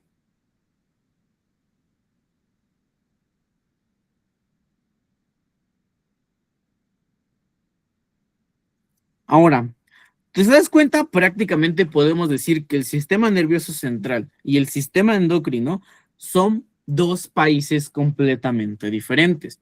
Por ejemplo, no sé, tú estás en México, el otro está en Estados Unidos. Obviamente no hablamos el mismo idioma, ellos hablan inglés, nosotros hablamos español. Obviamente la manera de comunicación no es la misma. Nosotros usamos la torrente sanguíneo, los de allá utilizan los nervios. Obviamente allá son más rápidos, nosotros somos más lentos, pero duran muy poco. Nosotros duramos más tiempo. ¿Qué es lo que necesitamos para que estos dos países que hablan un idioma completamente diferente y que utilizan vías de acción completamente diferentes puedan interactuar entre sí mismos? ¿Qué requieren las Naciones Unidas para poder llegar a realizar este conjunto de trabajos? Porque nosotros comerciamos con Estados Unidos y viceversa. Ah, bueno, pues estos dos sistemas trabajan en conjunto, ¿vale? Pero ¿qué requerimos para que estos dos sistemas trabajen en conjunto? ¿De quién requeriremos? ¿Ustedes qué piensan? ¿De una transmisión neuronal? No necesariamente, no fisiológicamente, sino más bien, ¿a quién requieres para que estos dos sistemas trabajen a un inter qué?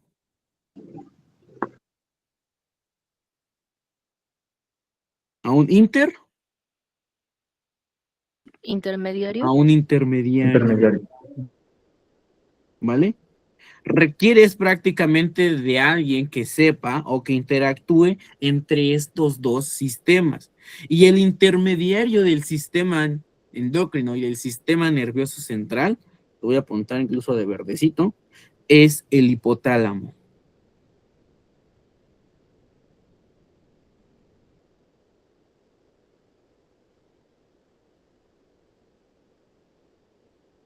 ¿vale?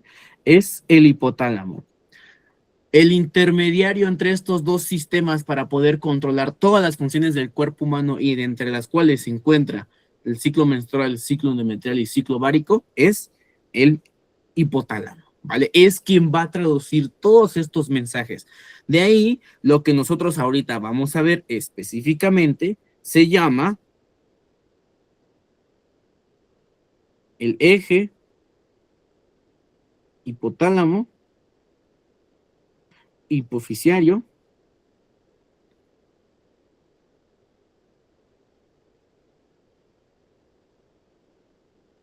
en este caso vamos a hablar de las gónadas,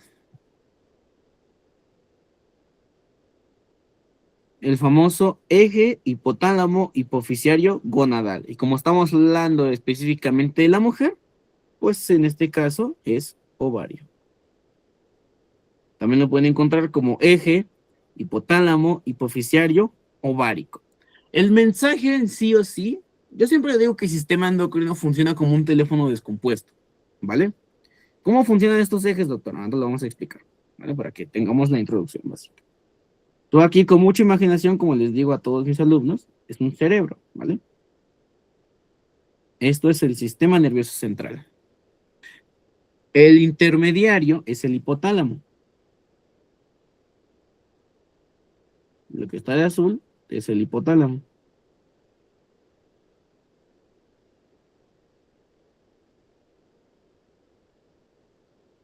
Y en este caso lo que está de color verde es la hipófisis.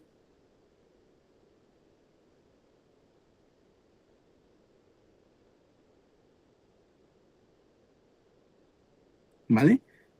Y en este caso, pues, ¿a dónde no me quiero ir? Pues a las gónadas, ¿vale?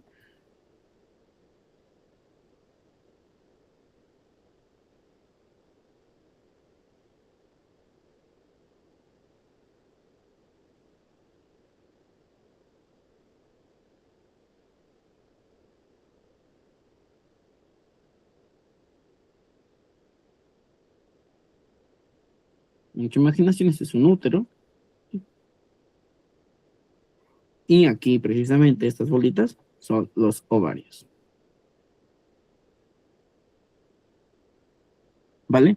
El impulso o el primer impulso que se va a generar, chicos, siempre va a ser a nivel del sistema nervioso central. Es quien va a mandar todas las señales. Recuerden que el cerebro, pues, trabaja muy rápido a través de los nervios y de los neurotransmisores, pero dura muy poco.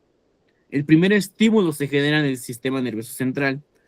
Le va a pasar el mensaje en este caso al sistema endocrino, pero si se dan cuenta, no hablan el mismo idioma. Uno habla el idioma de los neurotransmisores y el otro habla el idioma de las hormonas. Requiero de un intermediario que me traduzca este mensaje y ese intermediario se llama hipotálamo, ¿vale? Entonces, el primer estímulo sale principalmente del sistema nervioso central. No le puedes mandar el mensaje directamente, requieres de un intermediario y este intermediario es el hipotálamo. El hipotálamo, además, nada más tiene la función de traducir y de generar ciertas hormonas. Traduce el mensaje, ahora requiere de mandarlo al sistema endocrino. ¿Y a quién se la va a mandar ahora? A la hipófisis. Y después de que la hipófisis ya tiene el mensaje claramente de lo que el cerebro le pidió, ahora sí lo manda, en este caso, al órgano efector o a la glándula. Si se dan cuenta, es el mensaje, del mensaje, del mensaje, del mensaje. Esto que les estoy mostrando aquí, chicos, es algo que nosotros en general, porque funciona con todas las glándulas y con todos los órganos, desde la glándula tiroides, desde el útero, los ovarios, el páncreas, la glándula pineal, o sea, prácticamente con todas las glándulas y con todos los órganos del cuerpo existe esto. Y en general a esto se le conoce como eje hipotálamo hipofisiario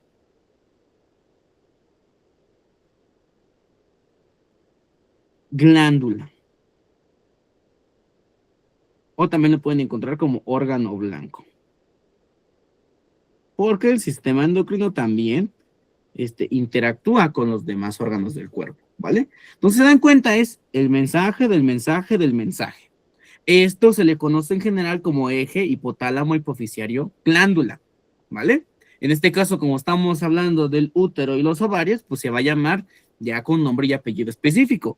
Eje hipotálamo hipoficiario gonadal u ovárico. ¿Hasta aquí vamos bien cómo es que es el mensaje del mensaje del mensaje del mensaje?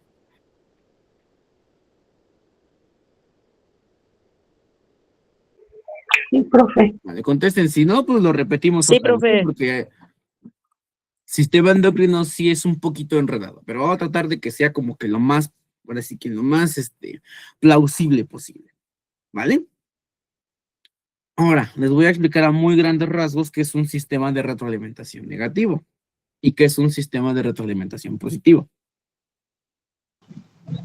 Profe, ¿cómo dijo que se llamaba este caso? En este caso que es específico, aquí está. Es el eje hipotálamo hipoficiario gonadal u ovárico, ¿vale? Okay. Ahora, un sistema de retroalimentación negativo, vamos a cambiar ahora de órgano, para que pues, entendamos. Voy a copiar, lo voy a dejar. No voy a dejar aquí mejor. Vale, vamos a poner de ejemplo un riñoncito. Tú sabes que como ya viste el sistema urinario, sabes que arriba del riñoncito tiene como un gorrito. ¿Sabes cómo se llama ese gorrito? Glándula suprarrenal. Es la glándula suprarrenal, ¿vale? Entonces, ¿cómo se va a llamar? Pues se va a llamar eje hipotálamo hipoficiario glándula suprarrenal, ¿no? Entonces voy a hacerlo así de manera muy específica. Vale. Tú primeramente te estresas porque pues viene ese examen complejo al que no has estudiado, o te toca, no sé, ir la guardia más pesada, o te toca ese paciente que es bien necio, no sé, un proceso estresante. El primer estímulo que tú vas a tener va a ser a nivel del sistema nervioso central, ¿vale? Vas a percibir el estrés, ¿vale? Después, ese estrés, esas señales del estímulo del estrés que generas a nivel del sistema nervioso central, va a brincar al hipotálamo, porque es el intermediario de estos dos grandes sistemas, de estos dos países, que va a traducir el mensaje del estrés. El hipotálamo traduce el mensaje, y este mensaje con las características ya descifradas va a viajar en este caso a la hipófisis. Y la hipófisis ya va a decir, muy bien, glándula suprarrenal, ahora tú vas a producir cortisol, ¿vale? El cortisol se produce por la glándula suprarrenal, ¿vale? Aquí lo estamos viendo, el cortisol se produce por la glándula suprarrenal y viaja a través de todo el torrente sanguíneo. Al viajar a través de todo el torrente sanguíneo, este mismo cortisol que ya se creó es el que le dice al cerebro y al hipotálamo, disminuye el estímulo. O sea, le están diciendo, deja de producir.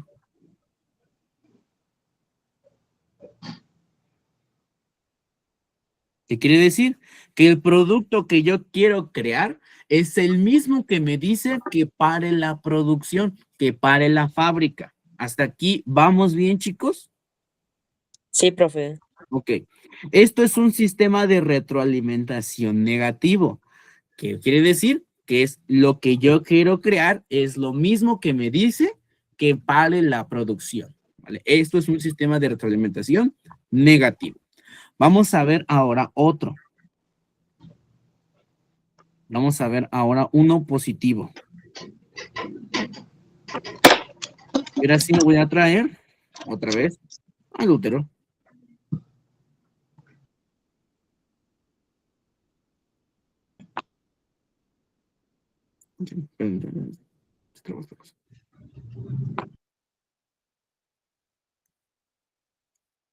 En este caso voy a traer al útero.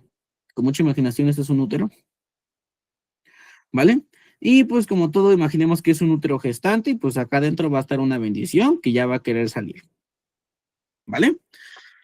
Ok. Vamos a poner el ejemplo más clásico que es el de un parto. Tu cerebro como mujer, sabe también cuándo es la fecha probable de parto y empieza a producir una hormona.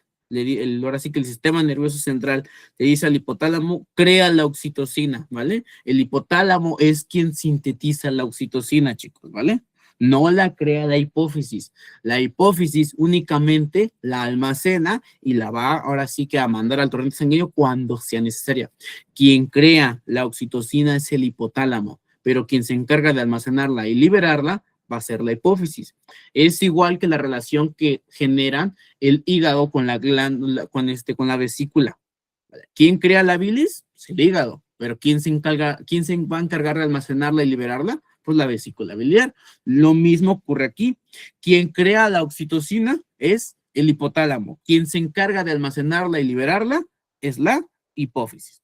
Entonces, sigamos con el ejemplo del parto. Ya se va a acercar la fecha de parto. El sistema nervioso central le va a decir al hipotálamo, crea más oxitocina, por favor. Yo necesito oxitocina. Ah, ok. Crea la oxitocina y se almacena en la hipófisis. Cuando ya te vas a acercar a la fecha de parto y el bebé va a empezar a estimular el útero, ese feto va a empezar a estimular las paredes del útero, pues aquí ya quiere salir, que ya está listo para la vida extrauterina, va a mandar una señal, ¿vale? Al sistema nervioso central. Y se sabe que hipotálamo, dile a la hipófisis que ya libere la oxitocina hacia todo el torrente sanguíneo, ¿vale? La oxitocina va a viajar por todo el torrente sanguíneo. ¿Y a dónde me interesa que llegue? Al útero. La oxitocina tiene propiedades de ser vasoconstrictor y de crear, en este caso, contracción en el músculo liso, ¿vale? Por lo tanto, esta oxitocina es la que va a provocar las contracciones. Pero ahora se llama sistema de retroalimentación positivo. Este estímulo que está recibiendo el útero de contraerse, va de nuevamente a viajar a través del sistema nervioso central y ahora en lugar de decir para, le va a decir, ¿sabes qué? Está funcionando, se está contrayendo el útero. Vamos a seguir creando y liberando más oxitocina. Entonces aquí la acción, que es la que quiero crear, es la que me indica que lo haga más, que yo produzca más.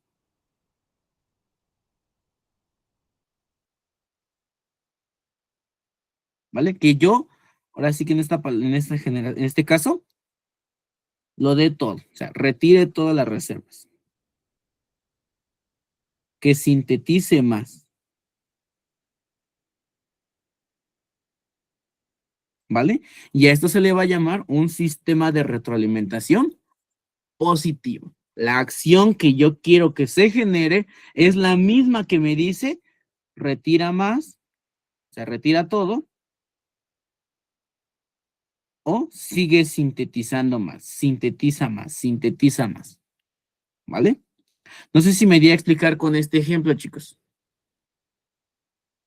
Sí, profe, muy ¿Vale? bien. Muy bien Es explicado. un poco complejo, déjenme decirles que el sistema endocrino, cuando me toca darlo en fisio y morfofisio, en todas las situaciones, siempre le digo a los chicos, el sistema endocrino es un teléfono descompuesto, que es el mensaje del mensaje del mensaje, por eso es más lento, pero como es un chisme, pues dura mucho tiempo, pues ahí está la referencia para que se la aprendan, ¿vale? Ahora, dejo de proyectar aquí. Y pasamos a esto. Esta imagen que estamos viendo aquí es uno de los diagramas que vamos a ver. Podemos ver aquí al hipotálamo, muy bonito. Aquí podemos ver a la hipófisis con sus dos divisiones, neurohipófisis, adenohipófisis. Aquí podemos ver el aparato reproductor femenino, podemos ver útero, cervix, oviducto o trompa de falopio, ovario, y aquí un acercamiento a lo que viene siendo el ovario. Vamos a explicar qué es esto, ¿vale? Si tú buscas en internet, le preguntas a ChatGPT, a Gemini, a Copilot, a cualquier inteligencia artificial que te genere un esquema del ciclo menstrual y ciclo endometrial, regularmente te van a aparecer imágenes que, pues bueno, son algo complejas de entender porque te ponen ahora sí que todos los procesos para aparte. Yo lo que hice aquí es crear un diagrama donde te incluya todos en uno. Y es lo que vamos a hacer ahorita, ¿vale? Si tienen dudas, preguntas o no lo entienden, por favor díganme. Pues en este caso, pues para volverlo a explicar y todos quedemos satisfechos. Dejen, me paso esta imagen aquí mismo. Profe, tiene la imagen de donde estuvo elaborando los ejemplos, ¿Cuál imagen? donde estuvo elaborando los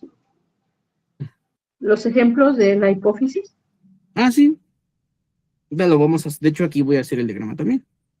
Así que no se preocupen, ¿vale? Vale, entonces déjenme paso una imagen. A ver, bueno.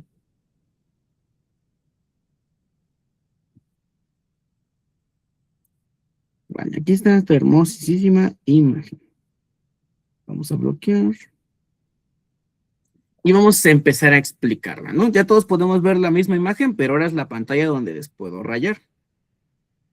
¿Todos podemos ver eso? Sí. Ok. En este caso, estamos viendo el eje hipotálamo, hipófisis, ovario. O sea, el mensaje va de aquí para acá, para acá. O sea, va brincando así. Va haciendo esto el mensaje. Y después este mismo mensaje va a regresar otra vez al hipotálamo o al sistema nervioso central. Vamos a empezar a explicarlo por partes. Primeramente de color azul, para que no nos confundamos. Aquí tienes al hipotálamo. El hipotálamo, habíamos dicho, chicos, que es el intermediario del sistema nervioso central y el sistema endocrino, ¿vale? En este caso vamos a poner como inciso A. ¿Qué es lo que pasa primero aquí? Dejen algo más pequeña la letra. ¿Qué ocurre aquí? El hipotálamo va a crear una hormona que se llama gonadotropina coriónica humana, ¿vale? La gonadotropina coriónica humana, ¿vale? En este caso es lo que va a hacer el hipotálamo. Como ya les dije, es el intermediario. Esta señal, lógicamente, va a llegar, en este caso, ¿a dónde? Pues a la hipófisis, ¿vale? Y la hipófisis, que es lo que estamos viendo aquí en el inciso B, es quien va a crear dos hormonas muy importantes, ¿vale?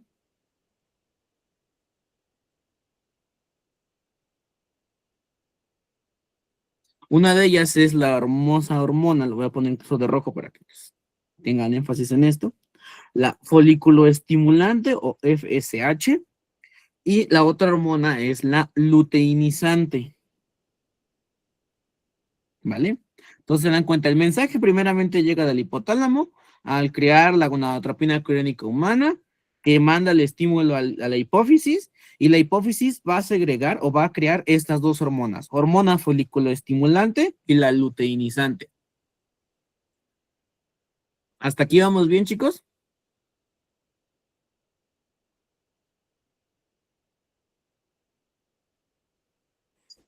Vamos, chicos, díganme o me regreso. Sí, profe, sí, vamos Ok. bien. Después de que se hizo esto, bueno, ya se la saben ahora sí. Este estímulo me interesa que llegue en este caso al ovario, ¿no? Porque van a ser hormonas que van a interactuar con los ovarios. Esto sería prácticamente el inciso C. Inciso C. Vale, muy bien. Ya tenemos la generalidad. Hipotálamo, hipófisis, ovario. El mensaje del mensaje del mensaje. ¿Qué vamos a hacer ahora? Vamos a ver qué ocurre en el ovario. Bien. Número 1, tú estás viendo aquí unas bolitas muy bonitas. Ya voy a cambiar de color, ahora voy a hacer uno morado. Vale. Tú estás viendo aquí unas bolitas.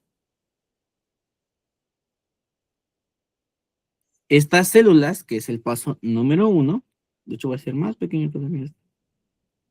Es el paso número 1, reciben el nombre de folículos primordiales.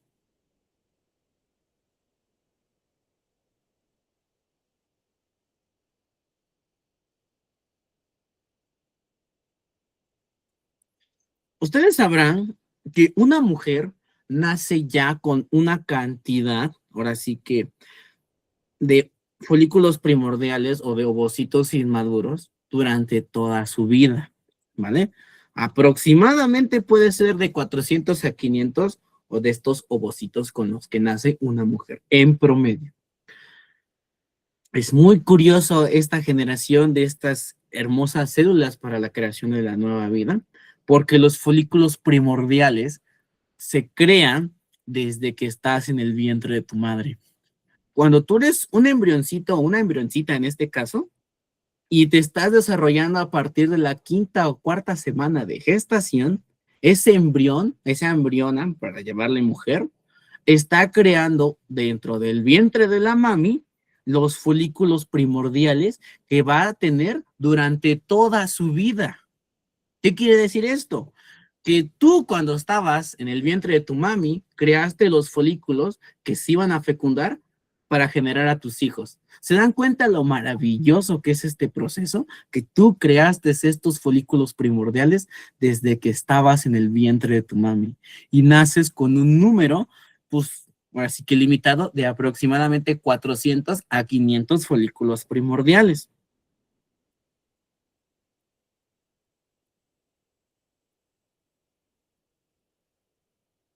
¿Hasta aquí vamos bien con este ejemplo? Sí, profe. Esto pasa en la vida real. Ahora, cuando llega, lógicamente tú aquí vas a, si se llaman folículos primordiales y tienes una hormona que se llama folículo estimulante, bueno, pues esta es la hormona que va a interactuar con los folículos primordiales. Tú como mujer naces con un número determinado de estos folículos primordiales y cada que se genera esta estimulación por esta hormona de aproximadamente 4 o 5 folículos que van a recibir el estímulo, uno va a ser viable. Solamente uno va a ser viable. Entonces, más o menos puedes hacer tus cuentas. Naces con alrededor de 500 folículos primordiales, pero a lo largo de toda tu vida solamente uno va a ser viable de 4 de 5. Traspola eso a cada mes que te estás gastando 4 durante toda tu vida y más o menos te debe dar un aproximado que de aquí a tus hermosos 45 o 40 años, dependiendo con la cantidad de folículos que naciste, vas a dejar de tener el ciclo ovárico y es donde ya empiezas con el proceso de la menopausia y todos los bochornos que con ellos se aquejan, ¿vale? Entonces, por eso una mujer se dice que tiene reloj biológico, porque desde que estaba en el vientre de mami, pues nació ya con un número predeterminado de folículos primordiales para llegar a concebir. Haciendo cuentas, más o menos estos folículos se terminan después de los 40 años, en general, ¿vale? En general. Como todos folículos primordiales, siempre, pero siempre de toda la vida, va a haber un folículo que en este caso va a ganar y a este se le va a llamar folículo primario dominante. Y aquí lo podemos ver. O sea, de estos 3 o 4 que va a estimular la hormona folículo estimulante, solamente uno va a ser más sensible, ¿vale? Uno es el que va a ganar y a este se le va a conocer con el nombre de folículo primordial dominante.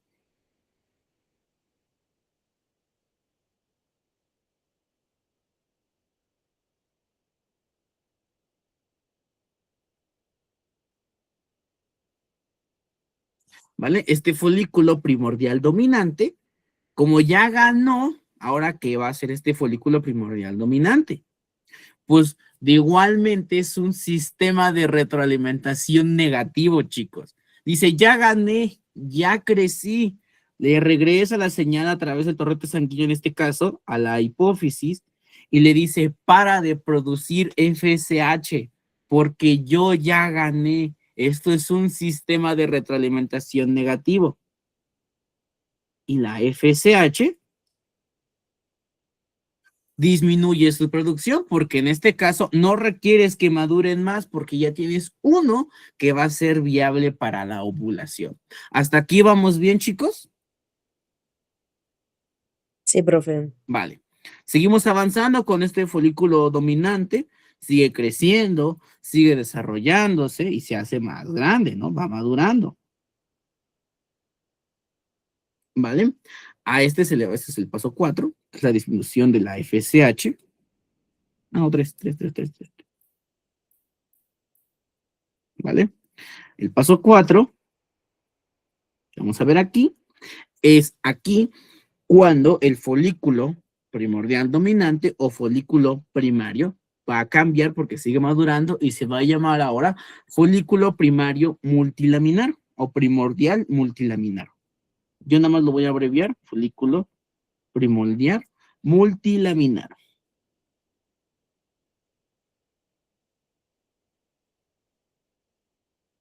este folículo primario multilaminar, al serse multilaminar, lo que va a pasar es que va a ser más sensible a la LH. Van a aumentar los receptores.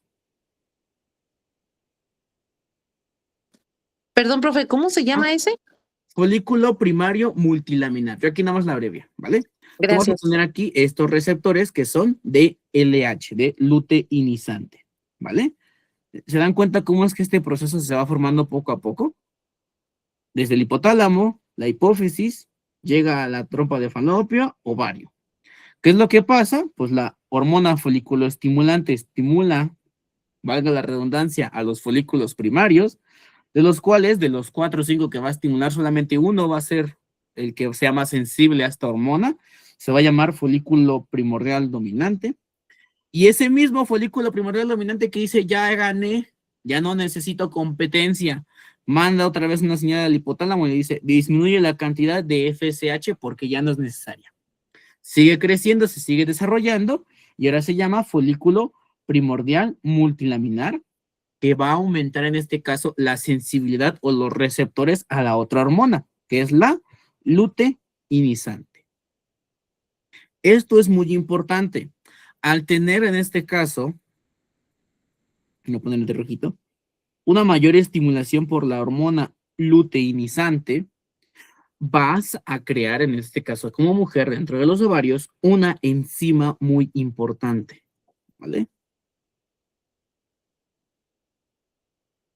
Le voy a apuntar de rojo porque esta sí es muy importante. Estas enzimas son complejos enzimáticos. La vamos a llamar en cada uno con su respectivo nombre, pero en general se llaman aromatasas.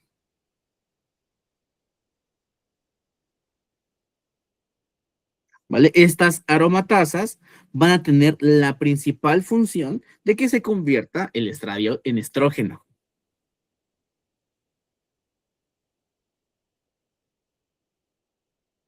Estradiol en estrógeno. ¿Hasta aquí vamos bien con esto, chicos?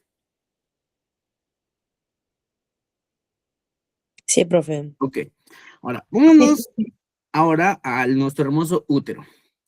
Así como dice Shrek en su película, los ogros tienen cebollas, nosotros como seres humanos tenemos un montón de capas, porque las cebollas tienen capas y los ogros tienen capas, pues tú a nivel del útero tienes un montón de capas, ¿vale? La capa más externa, que prácticamente funciona como el útero, como si fuera una bolsita, se llama perimetrio. La capa media, que es donde se encuentra el músculo liso, se llama miometrio. Y la capa más interna, ¿vale? Va a recibir el nombre de endometrio, ¿vale? La capa que se encuentra más interna va a recibir el nombre de endometrio.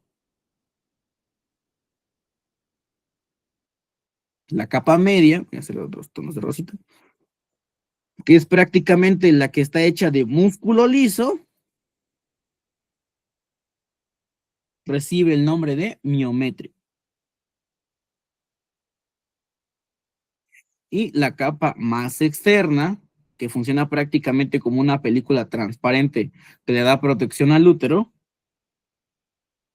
recibe el nombre, y está hecha de cerosa, recibe el nombre de perimetrio. ¿Vale? Entonces, la famosa complejo aromatasa que convierte el estradiol y los estrógenos van a estimular principalmente al endometrio. Yo aquí les puse una línea que ahorita la vamos a llenar. Vale. El endometrio, chicos, chicas, es una capa del útero, la capa más interna del útero. Pero esta capa llamada endometrio se vuelve a dividir en dos capas, ¿sí? Dos capas más todavía.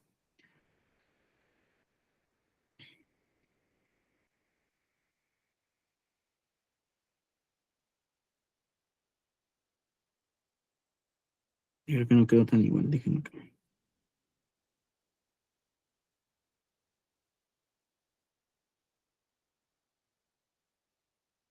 Dos capas, ¿vale? Esto que estamos viendo aquí es el endometrio. Déjenlo, voy a poner del color que lo dejé. Si fue rosita, no es rojito. ¿Vale? En este caso lo que estamos viendo aquí es el endometrio.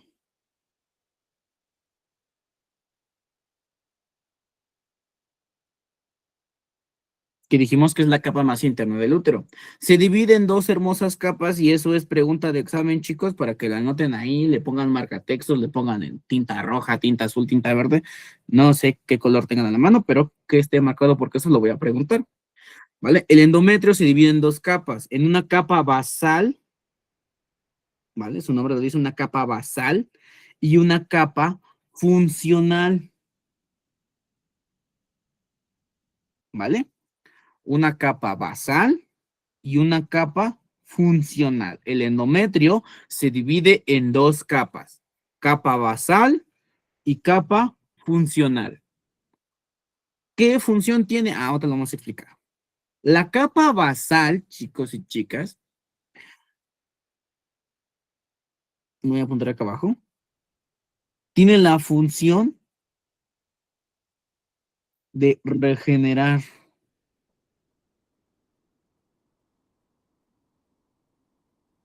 Tiene la función de regenerar la capa basal. Y la capa funcional tiene la función de crecer. De hecho, para que no se confundan, voy a llevarme lo de regenerar para allá.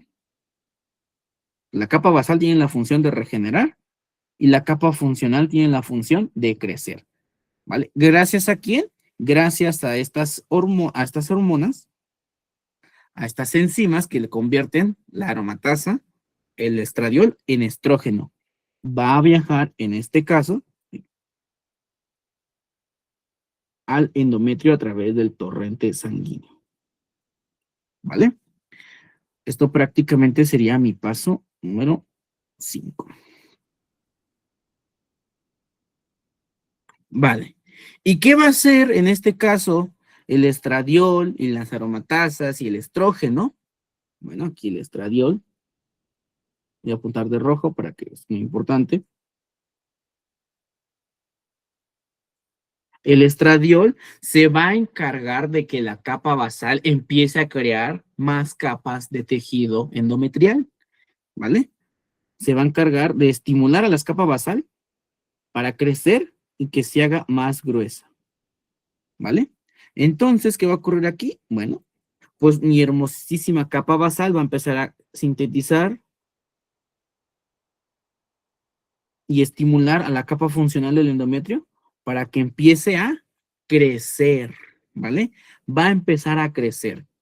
¿En qué día ocurre esto? Que se le va a conocer como fase proliferativa, porque prolifera, crece así como si fuera un jardín, el endometrio, más precisamente la capa funcional, va a ser del día 1 al día 13. Y a esto se le va a conocer como fase proliferativa, de proliferar, de crecer, de hacer abundancia, ¿vale?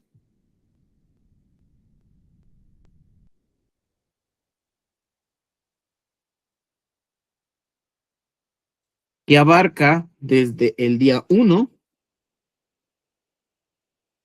al día 13.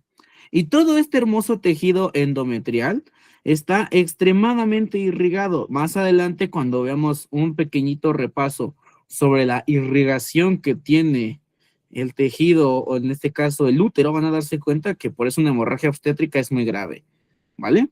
Está completamente rico en una gran cantidad de vasos sanguíneos. Por eso crece muy rápido, porque tienes una gran cantidad de vasos sanguíneos a nivel del útero. ¿Hasta aquí vamos bien, chicos? Sí, profe. Ok, vale, ya vimos qué ocurre con nuestro hermoso paso 5, que es cuando este folículo primario multilaminar te genera más receptores para la hormona luteinizante, se crean los complejos enzimáticos aromatasas que ayudan a que el estradiol y el estrógeno proliferen, llegan en este caso y estimulan al endometrio, y el endometrio empieza a crecer la capa funcional. ¿Qué sigue después? Bueno, pues este folículo pues sigue creciendo, ¿no? Pues aquí vemos, sigue creciendo. ¿Vale? De hecho, ya te lo cambié de color, uno más intenso para que veamos el cambio. Ahora va a cambiar de nombre y se va a llamar únicamente folículo secundario. Sería el paso 6. Se va a llamar folículo secundario. Bueno, pues este folículo secundario sigue creciendo.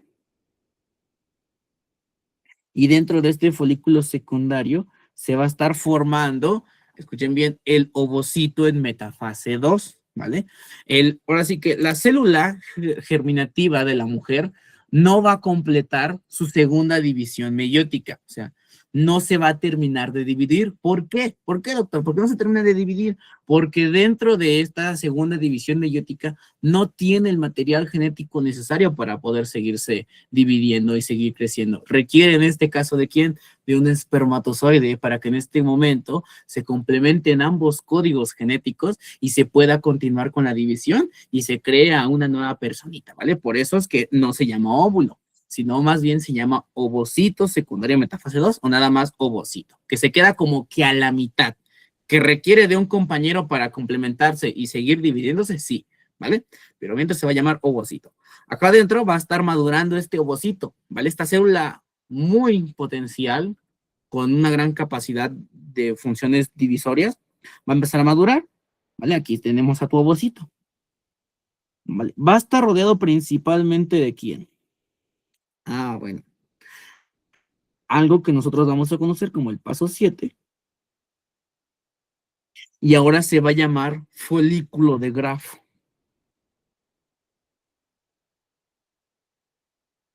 Folículo de Graf. ¿Vale?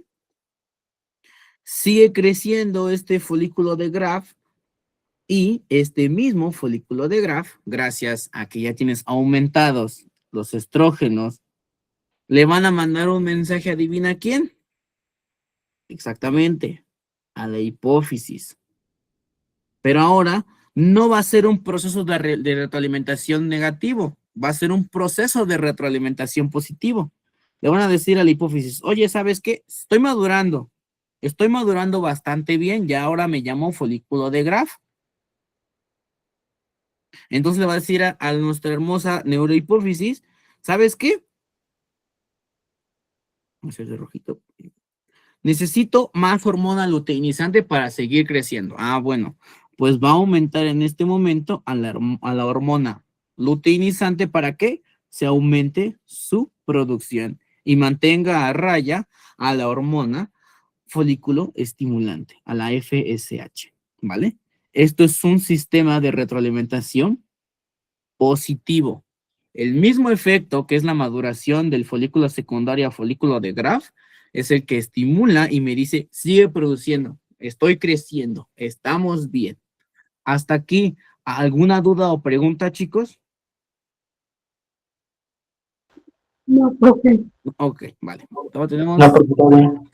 Vamos a ver hasta dónde llegamos, porque les dije que era complejo. Ok, esto prácticamente sería tu paso número 8.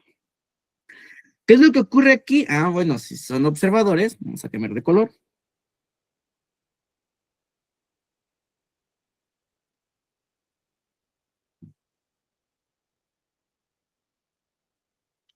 Este hermoso folículo de Graf ya mantuvo adentro al ovocito secundario metafase 2, ya maduró, ya creció, y ahora prácticamente lo que va a hacer es sacar al ovocito, ¿vale?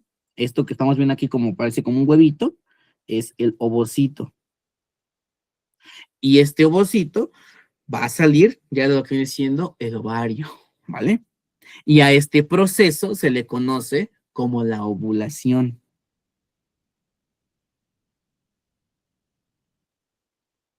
Más o menos, ¿en qué día ocurre esto, doctor? Aproximadamente en el día 14. Que si se dan cuenta, va en conjunto con el proceso endometrial, que dijimos que es del día 1 a 13, crece a lo máximo, y en el día 14 ya prácticamente el ovocito ya salió, ¿vale? Y a esto se le conoce como el proceso de ovulación. ¿Se pasó 8? Se pasó 9. Vale. ¿Qué sigue pasando? Este ovocito vive, presten atención aquí, chicas y chicos, de aproximadamente de 12 a 48 horas, hasta incluso alguna bibliografía te puede llegar a referir que puede llegar a vivir hasta 72 horas. Dice que de 12 hasta 72 horas máximo. Esto es lo que vive. Tiene este límite de tiempo para que sea fecundado. ¿Qué es lo que ocurre? Porque luego dicen, no, doctor, yo soy muy regular y sigo mi calendario y pues supongamos que esa paciente, estamos allá 4, ¿no? Termina su periodo de ovulación hoy, el día 4 de marzo. Y dice, ya el otro día, 5 de marzo, tengo relaciones sexuales sin protección. ¿Hay riesgo de que se quede embarazada? Obviamente sí. ¿Por qué? Porque este ovocito vive de 12 hasta 72 horas, lo que significa que si tienes una práctica de riesgo o unas relaciones sexuales sin protección y hay eyaculación dentro de la mujer, pues todavía hay 72 horas para que pueda ser fecundado y pum, la mujer se embaraza. ¿Vale? Entonces, si ustedes siguen el método del ritmo o quieren tener en este caso un bebé o no quieren seguirlo o no quieren tenerlo, pues espérense 3 días después del último día de la ovulación con base a su calendario, porque así me han llegado muchos pacientes que son muy regulares, y les digo, no, pues ya les explica, dice, no, pues sí, doctor, no sabía eso, ¿no? Y también otra cosa, el espermatozoide dentro del cuerpo de la mujer llega a vivir desde 48 hasta máximo 72 horas, lo que significa que también por ahí va a estar buscando, ¿vale? Por eso son, si en dado caso la paciente quiere seguir usando este método de ritmo y queremos que sea lo más efectivo posible, tenemos que dejar esperar 3 días después del último día de pico de ovulación que tuvo la paciente, para que de esta manera disminuya la probabilidad de que quede embarazada. No sé si me di a explicar con esto, chicos.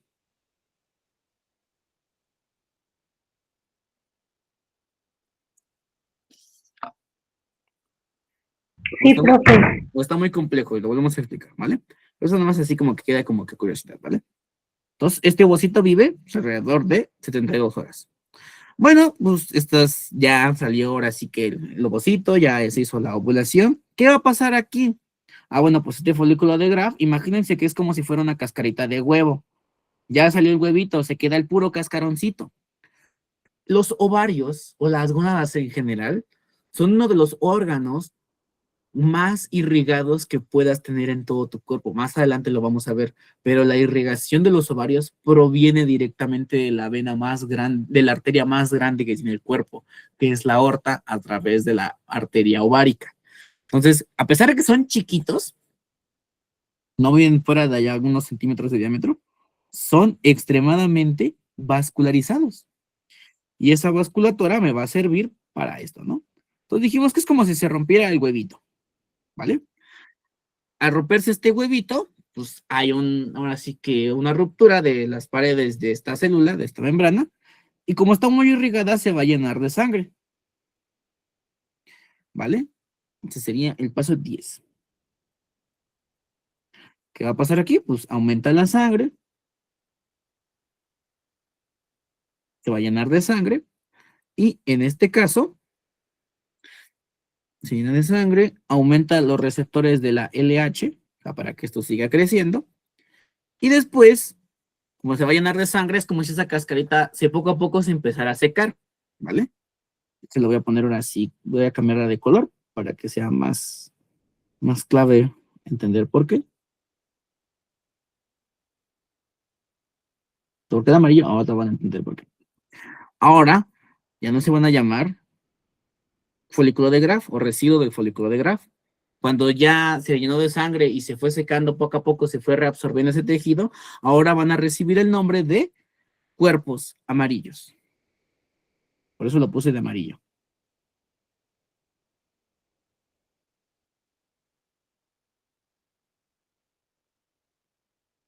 Y estos cuerpos amarillos van a funcionar como una mini glándula, una glándula temporal.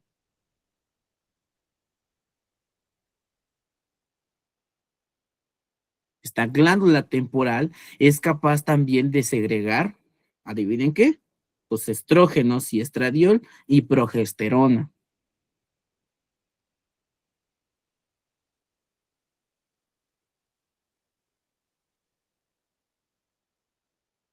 Y al segregarse mayor cantidad de estrógeno y de progesterona, va a viajar este estímulo otra vez hacia el endometrio y va a hacer que crezca hasta su pico máximo. Lo dibujo otra vez porque no me gusta cómo se ve. Hasta aquí, ¿dudas o preguntas, chicos, con lo que vamos viendo del ciclo menstrual? No, profe. ¿No? Ok, bueno, chicos, ya se nos acabó el tiempo. El día de mañana estaremos terminando de ver este diagrama. Se dan cuenta que es más complejo de lo que alguna vez escucharon, pero tratamos aquí de sintetizarlos. ¿Vale? ¿Dudas, preguntas que tengan? Les vengo a conectarme en otra cosa también. No lo quite, profe. Ah, no te la voy a proyectar, espérame. Tenemos una captura. Ahí está. Todavía faltan como 6 procesos. Bueno, no, 5. ¿Vale? Entonces, quieren tomar una captura. Gracias, Obviamente, profe, después gracias. lo vamos a explicar otra vez. ¿Vale? No se preocupen. Gracias. Nada, nada. Entonces, dudas, preguntas que tengan ahorita, chicos, chicas. Ya para que se puedan retirar, chicos, en lo que voy pasando la grabación. No, profe, gracias. No, nada. Nos vemos.